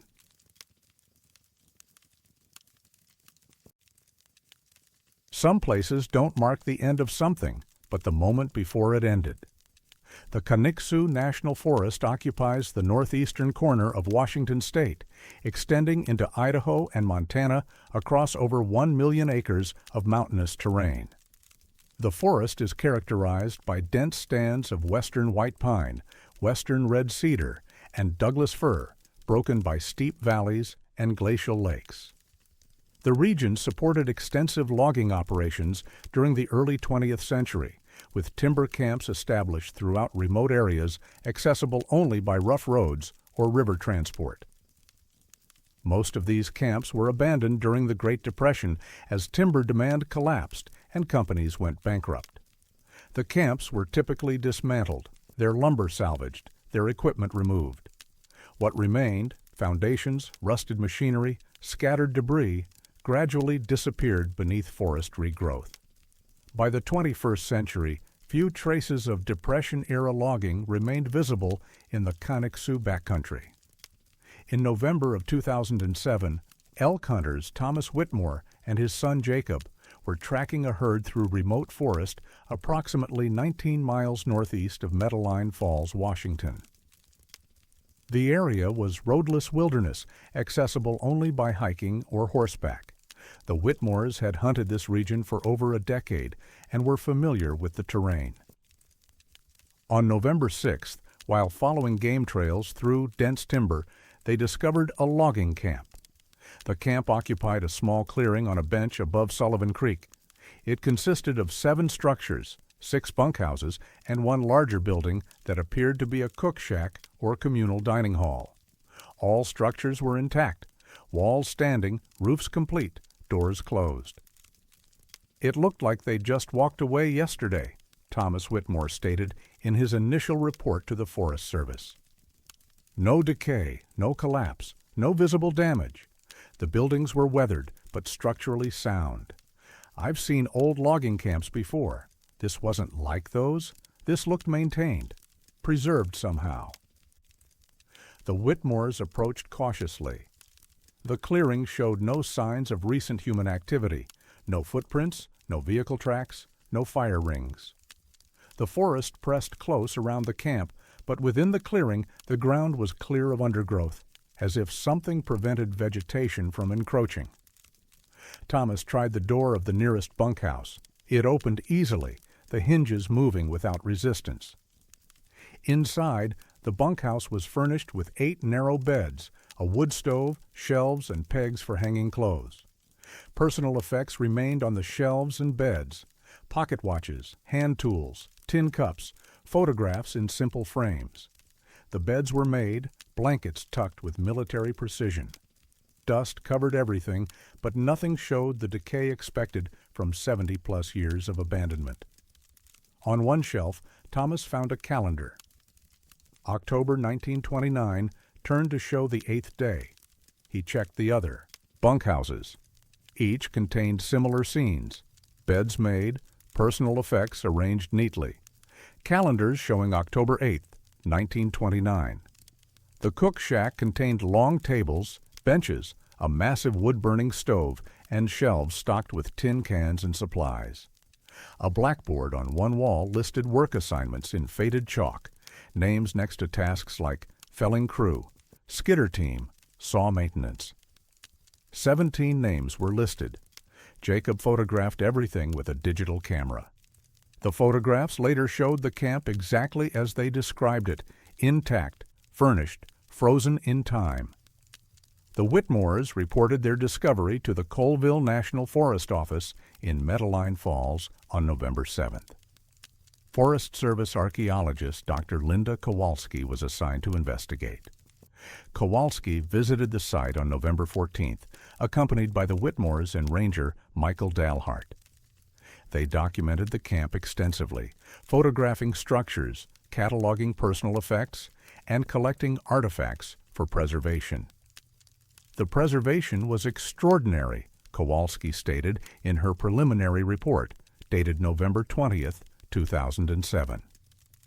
Wood structures exposed to Washington weather for 80 years should show significant decay, rot, insect damage, structural failure. These buildings showed minimal deterioration. The wood was sound, the roofs intact, even the window glass was mostly unbroken. Kowalski examined the personal effects. The pocket watches had stopped at various times. The photographs showed logging crews, family portraits, landscapes, all printed on paper stock consistent with the late 1920s. She collected several photographs and sent them to a forensic document examiner. Every photograph bore a development date stamp, October 8, 1929. That's unusual, Kowalski noted. Not every photographer dated their prints, but every photo in this camp, and there were dozens, showed the same development date, as if someone had processed an entire archive of images on that single day. The date itself was historically significant. October 8, 1929, fell 3 weeks before the stock market crash that initiated the Great Depression. The timber industry was still robust, logging camps fully operational. Nothing about that specific date suggested it should mark the sudden abandonment of a work camp. Kowalski searched logging industry records for information about camps in the Sullivan Creek area. She found references to several operations active in the 1920s, but specific locations and operational dates were poorly documented. Most logging companies from that era had ceased operations during the Depression, their records lost or destroyed. She cross-referenced the 17 names from the blackboard with census records, employment records, and newspaper archives. She found 12 matches, men who had worked in logging operations in northeastern Washington during the Eerie 1920s. None of the 12 had any documented connection to each other or to a specific logging company. They appeared to have worked for different outfits in different locations. Yet their names appeared together on a work assignment board dated October 8, 1929. It was like someone had assembled a crew from multiple companies, Kowalski stated, or like the crew list was fictional, compiled from real names but not representing an actual work group. More disturbing was what she found about 4 of the names. Census records showed that 4 of the 12 men had died before October 8, 1929. One had died in a logging accident in 1926. Another had died of influenza in 1927. 2 others had died in separate incidents in 1928. Yet their names appeared on the work assignment board, written in the same hand as the others, dated October 8, 1929. The Forest Service expanded the investigation. A team of archaeologists and historians visited the camp in December 2007 to conduct a comprehensive site survey. They found additional anomalies. The supplies in the cook shack included tin cans with labels from companies that had gone out of business in the 1920s. The cans showed minimal rust despite nearly 80 years of exposure to humidity. When researchers opened several cans, the contents appeared preserved: dried beans, flour, coffee grounds, showing no signs of spoilage or decay beyond normal dehydration.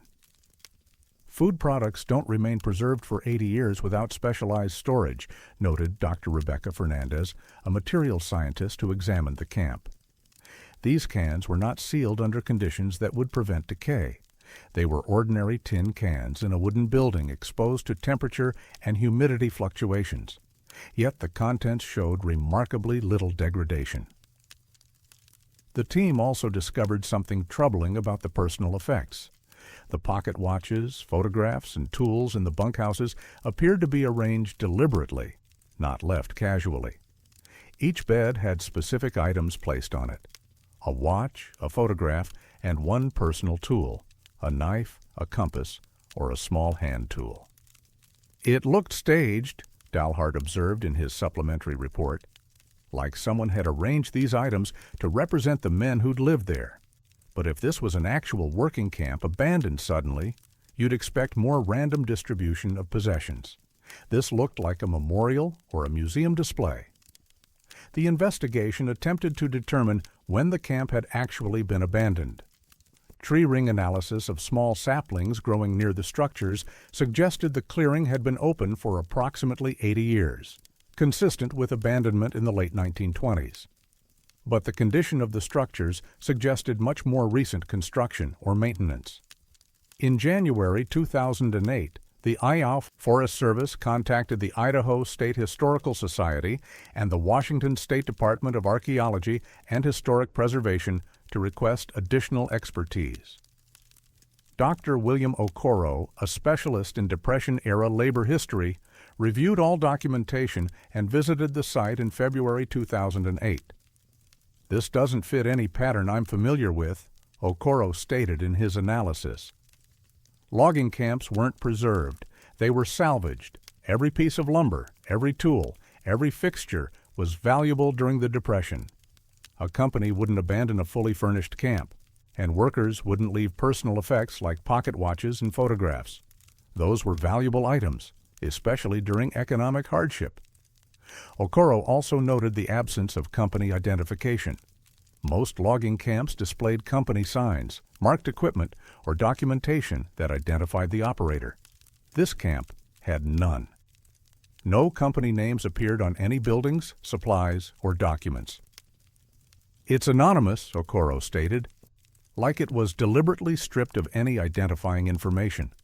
But the personal effects remain, dated to a specific day. That's backwards from what you'd expect. The investigation was suspended in April 2008 due to budgetary constraints. The camp was designated a protected historical site with restricted access. The Colville National Forest Office maintained custody of artifacts collected from the site.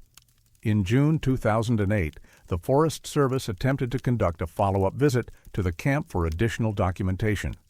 The search team, led by Ranger Sarah Lattimore, spent 3 days searching the Sullivan Creek area using GPS coordinates from the Whitmore's original discovery and Kowalski's archaeological survey.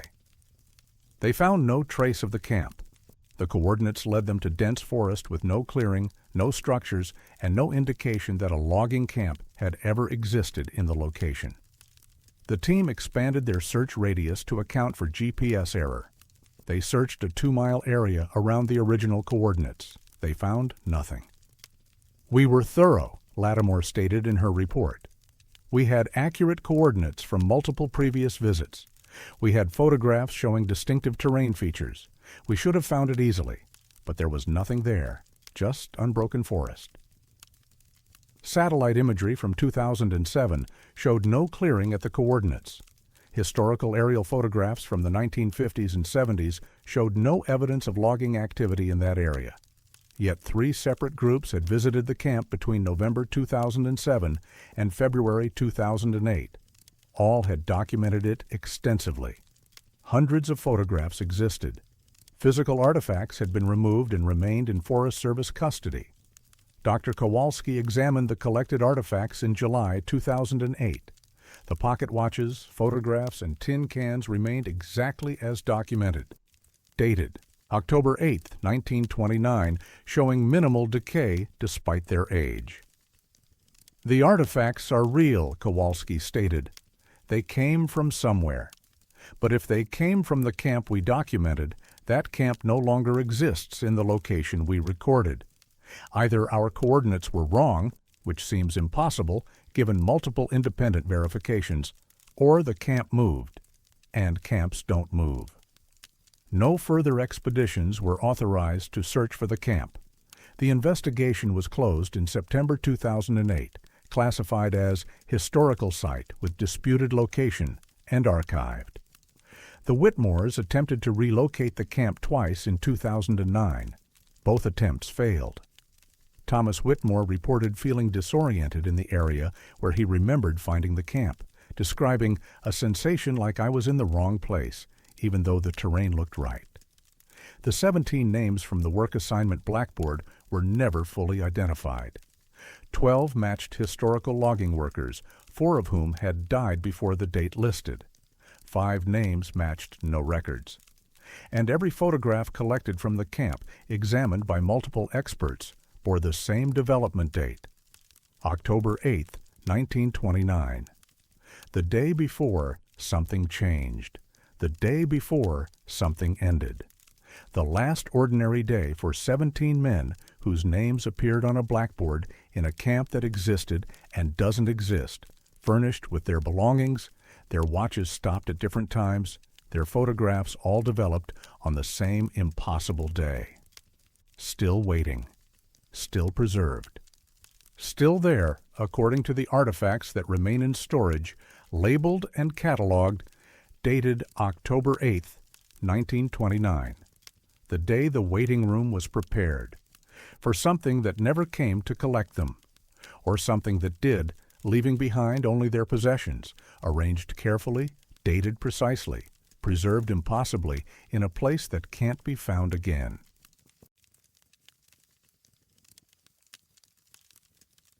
Some sounds return to you changed, carrying information you never sent.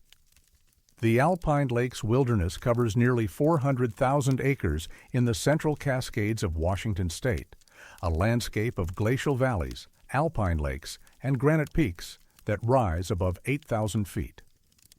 The area is characterized by exposed bedrock, massive walls of granite carved by ancient ice, creating natural amphitheaters and cliff faces that produce clear, predictable acoustic reflections. Echoes in such terrain follow established physics. Sound waves travel at approximately 1,100 feet per second through air at sea level, slightly slower at altitude. When sound encounters a hard surface, it reflects back to the source. The time delay between original sound and echo depends entirely on distance. A cliff face 200 feet away produces an echo returning in roughly a third of a second.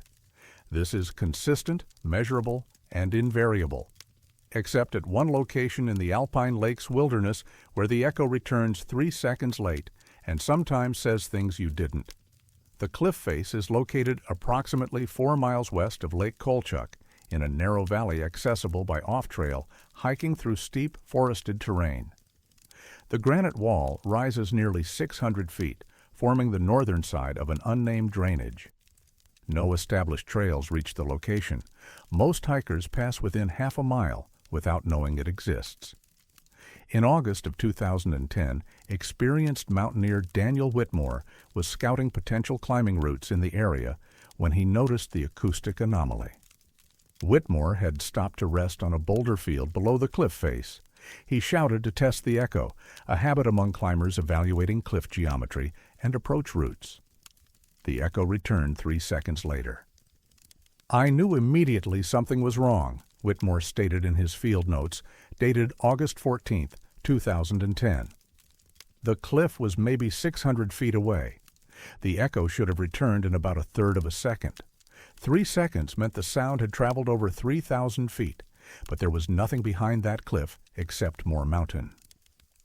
The sound had nowhere to go that would create that delay. Whitmore tested the phenomenon multiple times, shouting different words and phrases. Each echo returned with the same 3-second delay, regardless of what he shouted or how loudly. He marked the location with GPS coordinates and reported the acoustic anomaly to the U.S. Forest Service office in Leavenworth, describing it as a potentially interesting geological feature worth documenting. The report was filed, but not investigated. Acoustic anomalies, while unusual, were not considered priority for follow-up unless they posed safety hazards. 3 months later, in November 2010, the Forest Service received a more concerning report about the same location. Hikers Margaret Kowalski and James Fernandez had been exploring the area on November 6th when they encountered the cliff face. Fernandez, unaware of Whitmore's report, shouted to hear the echo. The echo returned 3 seconds later, but it contained additional words. James shouted, "Hello," Kowalski stated in her written testimony, dated November 9, 2010. The echo came back saying, "Hello, don't cross the creek."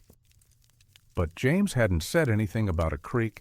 It was his voice, definitely his voice, but those extra words weren't part of what he'd shouted. The two hikers were unsettled, but continued their hike. Approximately 40 minutes later, they reached a steep creek, crossing swollen by recent rainfall. The crossing looked dangerous, with fast-moving water and unstable footing. They decided not to cross and return via their original route. "We didn't think about the echo's warning until we were back at the trailhead," Fernandez stated in his report. "Then we realized the echo had told us not to cross the creek, and we'd encountered a dangerous crossing less than an hour later. It was specific, it was relevant, and it was in my voice, but I never said those words." The Forest Service assigned Ranger Sarah Lattimore to investigate both reports. She visited the site on November 18th, accompanied by acoustic engineer Dr. Raymond Okoro from the University of Washington. Okoro brought specialized equipment to measure sound reflection patterns, echo timing, and potential atmospheric or geological factors that might explain the anomaly. They reached the cliff face in late morning. Okoro set up his equipment and conducted baseline measurements using calibrated sound sources to test echo characteristics. Every test produced the same result, 3-second delay, regardless of the frequency, volume, or complexity of the sound. "This violates basic acoustic physics," Okoro stated in his technical report, dated December 1, 2010. The 3-second delay requires the sound to travel approximately 3,300 feet. But there's no reflecting surface at that distance. The cliff face is the only significant acoustic reflector in the area. Sound should bounce directly back with minimal delay. I can't explain what's causing the extended delay. Lattimore tested the phenomenon herself, shouting, "Testing, 1, 2, 3. The echo returned. "Testing, 1, 2, 3. Watch the weather." The sky was clear. No storms were forecast, but Lattimore and Okoro noted the addition and continued their investigation. By mid-afternoon, clouds had moved in rapidly. Within 2 hours, they were caught in an unexpected snowstorm that made their descent treacherous. They reached their vehicle safely, but acknowledged that the echo's warning had been accurate. "I'm a scientist," Okoro stated in a follow-up interview. "I don't believe in precognition or paranormal phenomena. But that echo added words I didn't speak, in my own voice, warning about weather that hadn't yet deteriorated. And the warning was accurate." The Forest Service opened a formal investigation in January 2011. Over the following 6 months, researchers made 11 documented visits to the cliff face. In 8 of those visits, echoes returned with additional words beyond what was originally spoken. The additions were always in the speaker's own voice, always grammatically coherent, and always referenced events that subsequently occurred. Examples from investigation logs. March 3, 2011. Researcher Patricia Velasquez shouted, "Can anyone hear me?" The echo returned. "Can anyone hear me? Turn left at the fork." 20 minutes later, the trail forked. The right path led to a washout. The left path was clear. April 19, 2011, researcher Michael Bjornson shouted, "Test echo." The echo returned. "Test echo, check your pack." Bjornson discovered his water bottle had opened, soaking his equipment. If not addressed immediately, his GPS unit would have been damaged. June 7, 2011, Ranger Thomas Dalhart shouted, "Hello, Mountain." The echo returned, "Hello, Mountain, lightning soon." 30 minutes later, a severe thunderstorm moved through the area with dangerous lightning strikes. The pattern was consistent, stated Dr. William Corvath, a cognitive psychologist brought in to evaluate the phenomenon. The echoes provided information the speaker didn't possess, delivered in the speaker's own voice, with timing that suggested knowledge of imminent future events. Either we're dealing with a form of precognition, or something is analyzing probable outcomes and communicating warnings. Researchers attempted to record the phenomenon using professional audio equipment. The recordings captured the 3-second delay, but did not capture the additional words. Playback showed only the original phrase echoing back, without the additions that observers clearly heard. This suggests a perceptual phenomenon rather than a physical one, Corvath noted. But multiple independent observers heard the same additional words simultaneously. This isn't individual hallucination. It's shared perception of information that doesn't appear in objective recordings. The investigation expanded to examine the geology and geography of the site. Ground-penetrating radar found no subsurface voids or unusual structures. Seismic surveys revealed standard granite bedrock. Magnetic field measurements showed no anomalies. "There's nothing physically unusual about this location," stated geologist Dr. Rebecca Santos. "It's ordinary granite in an ordinary mountain valley. Yet the acoustic behavior is extraordinary, and the informational content of the echoes is inexplicable." In July 2011, the investigation took a disturbing turn. Researcher Angela Moreland visited the site alone, against protocol, and shouted, "Is anyone there?" The echo returned, "Is anyone there? Leave now. Rockfall in 3 minutes." Moreland immediately began descending. Approximately 2.5 minutes later, a section of the cliff face collapsed, sending tons of rock down the exact slope she had been ascending. Had she remained at the cliff face or descended more slowly, she would have been directly in the rockfall's path. "The echo saved my life," Moreland stated in her incident report. "It provided a specific warning with a specific time frame, and that warning was accurate. I can't explain how, but the echo knew that rockfall was coming before there was any physical indication of instability." Following this incident, the Forest Service classified the location as hazardous and restricted access pending further investigation. No official explanation was offered for the restriction, and the classification was removed from public databases to avoid attracting attention. The investigation was suspended in September 2011 due to what internal documents describe as inability to develop testable hypotheses within established scientific frameworks. Dr. Okoro attempted to publish findings in acoustic journals. His submissions were rejected, with reviewers stating the results were implausible or more consistent with anecdotal reports than rigorous scientific observation. "No one wants to publish research that suggests echoes can predict the future," Okoro stated in a 2013 interview. "But I was there. I heard it. Multiple trained observers documented the same phenomenon. The evidence is compelling, even if the implications are impossible."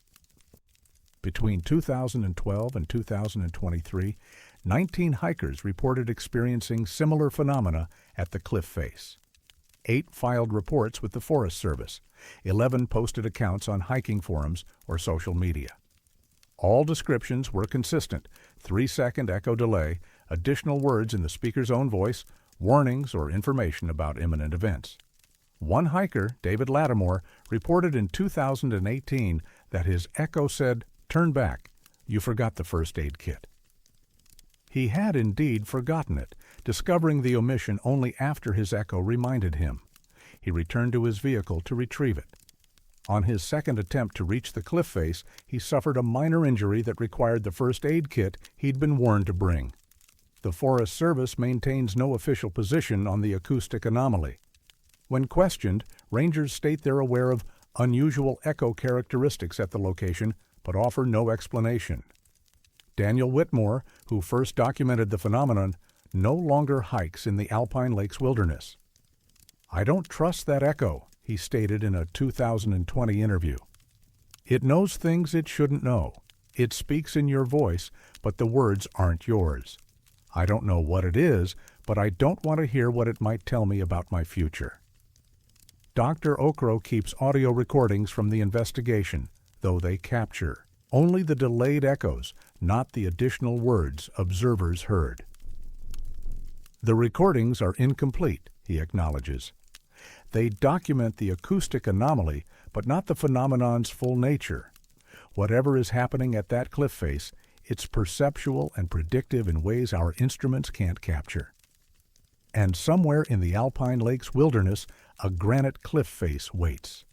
When you shout into that valley, sound takes 3 seconds to return, 3 seconds too long, carrying 3 seconds worth of information about what comes next. Always in your own voice, always accurate, always warning you about something that hasn't happened yet. And if you listen closely to that impossible echo, you might hear yourself saying words you never spoke, describing events you haven't experienced, warning you about futures you can still avoid. If you listen, if you believe the voice that sounds exactly like yours but knows more than you do, if you trust the echo that answers back.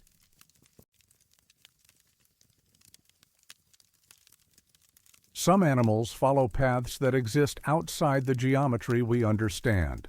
The Goat Rocks Wilderness spans 105,000 acres along the crest of the Cascade Range in south-central Washington, straddling the boundary between the Gifford-Pinchot and Wenatchee National Forests. The terrain is characterized by alpine meadows, glacial valleys, and volcanic peaks that rise above 8,000 feet. The area supports healthy populations of Roosevelt elk, black-tailed deer, black bear, and mountain goat. Wildlife biologists have studied animal movements in the Goat Rocks for decades using radiotelemetry, GPS collars, and remote cameras to document migration patterns, habitat use, and population dynamics. Elk in particular are well studied. Their seasonal migrations between high summer range and low winter range follow predictable patterns shaped by snow depth, forage availability, and centuries of evolutionary adaptation. Elk don't teleport. They don't cover 40 miles in minutes. They move through space at measurable speeds, leaving tracks, disturbing vegetation, and behaving according to the well-documented biology of large herbivores. In January of 2019, the Washington Department of Fish and Wildlife initiated a comprehensive elk population study in the Goat Rocks Wilderness. The project aimed to document winter range use and assess habitat quality for long-term conservation planning. Wildlife biologist Dr. Margaret Kowalski led the study, assisted by field technicians Thomas Whitmore and Sarah Delacroix. The team deployed 37 motion-activated trail cameras throughout the wilderness, positioned along known travel corridors, feeding areas, and valley bottoms where elk concentrate during winter. The cameras were programmed to photograph any motion, recording date, time, and temperature with each image. The team distributed the cameras across a 40-mile north-south transect, covering the full range of potential elk winter habitat. Camera maintenance occurred monthly. During each site visit, technicians downloaded images, replaced batteries, and verified camera function. The first anomaly appeared in images downloaded in mid-February. Camera 17, positioned near Snowgrass Flat in the northern section of the study area, had captured an elk herd passing through at 4:17 a.m. on January 23rd. The image showed 9 elk moving in single file, 1 mature bull, 4 cows, and 4 yearlings. The formation was distinctive. The animals moved with unusual precision, maintaining exact spacing between individuals. Camera 29, positioned near Cispus Basin 40 miles to the south, captured what appeared to be the same 9 elk in the same formation at 4:17 a.m. on the same morning. Whitmore noticed the similarity while reviewing images at the field station. He brought both photographs to Kowalski's attention. At first, I thought it was a timestamp error, Whitmore stated in his field notes dated February 14, 2019. Maybe one camera's clock was wrong, but both cameras had been synchronized during deployment. And when I looked closer, I realized the elk in both photos were identical. Same animals, same order, same spacing. Even the angle of the lead bull's head was the same. Kowalski examined the images. The elk were indeed identical in both photographs. Distinctive markings on individual animals. A cow with a notched ear, a yearling with unusual pelage coloration, appeared in both images. Elk herds can look similar, Kowalski later stated. But these weren't similar. They were identical. Same 9 animals, photographed simultaneously, 40 miles apart. The team reviewed images from subsequent days. The pattern continued. Every morning at exactly 4:17 a.m., cameras 17 and 29 both captured the same 9 elk in the same formation. The images were time-stamped identically. The animals appeared unchanged, same postures, same spacing, as if the 2 photographs were frames from the same video rather than images from cameras 40 miles apart. By mid-March, Kowalski had documented over 50 instances of simultaneous capture. She expanded her review to include all 37 cameras. 6 additional cameras showed the same phenomenon. Cameras positioned throughout the 40-mile study transect were photographing the same 9 elk at exactly 4:17 a.m. each morning. 8 cameras total, spanning 40 miles of wilderness, capturing identical images at the same moment.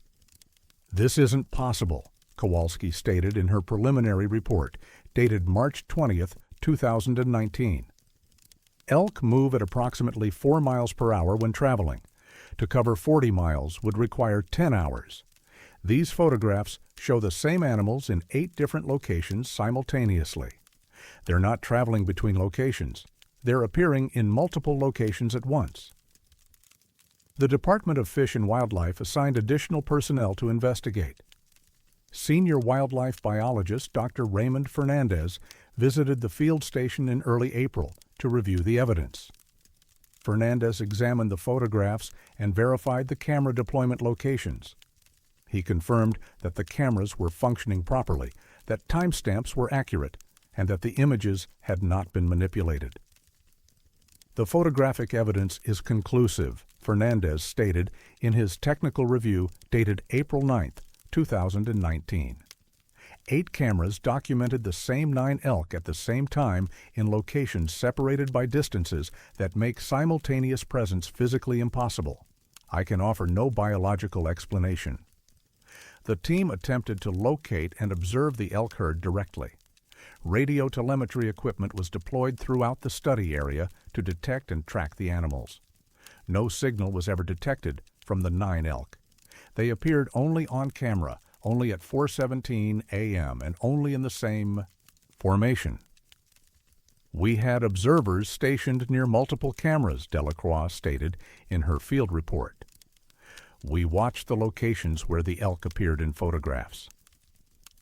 At 4:17 a.m., the cameras would trigger, but we saw nothing. No elk, no movement, no sound. The cameras captured them, but they were invisible to direct observation. In May, Kowalski contacted Dr. William Bjornson, a physicist at the University of Washington, to consult on the phenomenon. Bjornson reviewed the evidence and visited the study area in late May. He examined camera equipment, verified geographic coordinates, and analyzed the photographic data.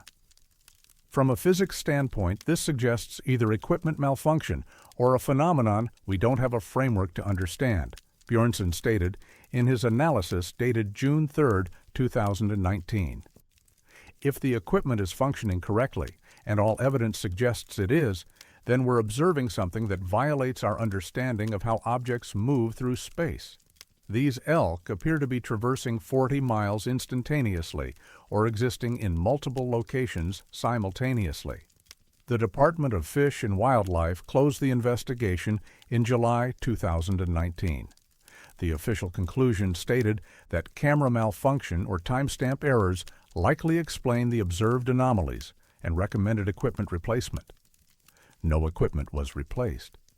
The cameras continued functioning normally in all other respects. Kowalski requested permission to continue documenting the phenomenon. Her request was denied. She was reassigned to a different project in eastern Washington. They didn't want us investigating further, Kowalski stated in a private interview in 2021. The evidence was clear, but the implications were too strange. Rather than pursue answers, they closed the study and reassigned everyone involved. The trail cameras remained deployed through December 2019. During that period, the same 9 elk appeared at 4:17 a.m. every morning on 8 cameras spanning 40 miles. Then, on January 1st, 2020, the phenomenon stopped. The elk disappeared from all cameras simultaneously. They never appeared again. Kowalski kept copies of all photographic evidence, over 200 images showing the same 9 elk in the same formation across 8 locations over 6 months. She shared these with independent researchers, though no formal analysis was ever published. Dr. Linda Moreland, a computer vision specialist at Oregon State University, examined the images in 2021 to determine if they might be duplicates, the same photograph mislabeled with different camera locations. Each image is unique, Moreland stated in her technical assessment. Different lighting angles, different background vegetation, different weather conditions. These are genuine photographs from different locations. But the elk in each image are identical down to subpixel detail. It's as if the same animals were digitally inserted into 8 different photographs, except there's no evidence of digital manipulation. These are authentic images from trail cameras. Thomas Whitmore left wildlife biology in 2020. He now works in software development. When asked about the migration study, he expresses reluctance to discuss it.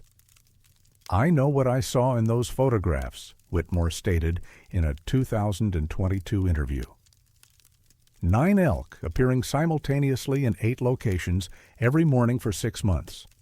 Then they vanished. No one wants to talk about it officially because no one can explain it. But the evidence exists. Those elk were everywhere and nowhere, moving along paths that don't exist in any geography we can map. The Goat Rocks Wilderness continues to support healthy elk populations. Wildlife cameras throughout the area document normal animal behavior, elk moving predictably through space, following established migration routes, behaving according to known biology. But in storage at the Washington Department of Fish and Wildlife, 213 photographs document something else. 9 elk, moving in perfect formation, appearing at 4:17 a.m. across 40 miles of wilderness, captured simultaneously by cameras that couldn't possibly photograph the same animals at the same time.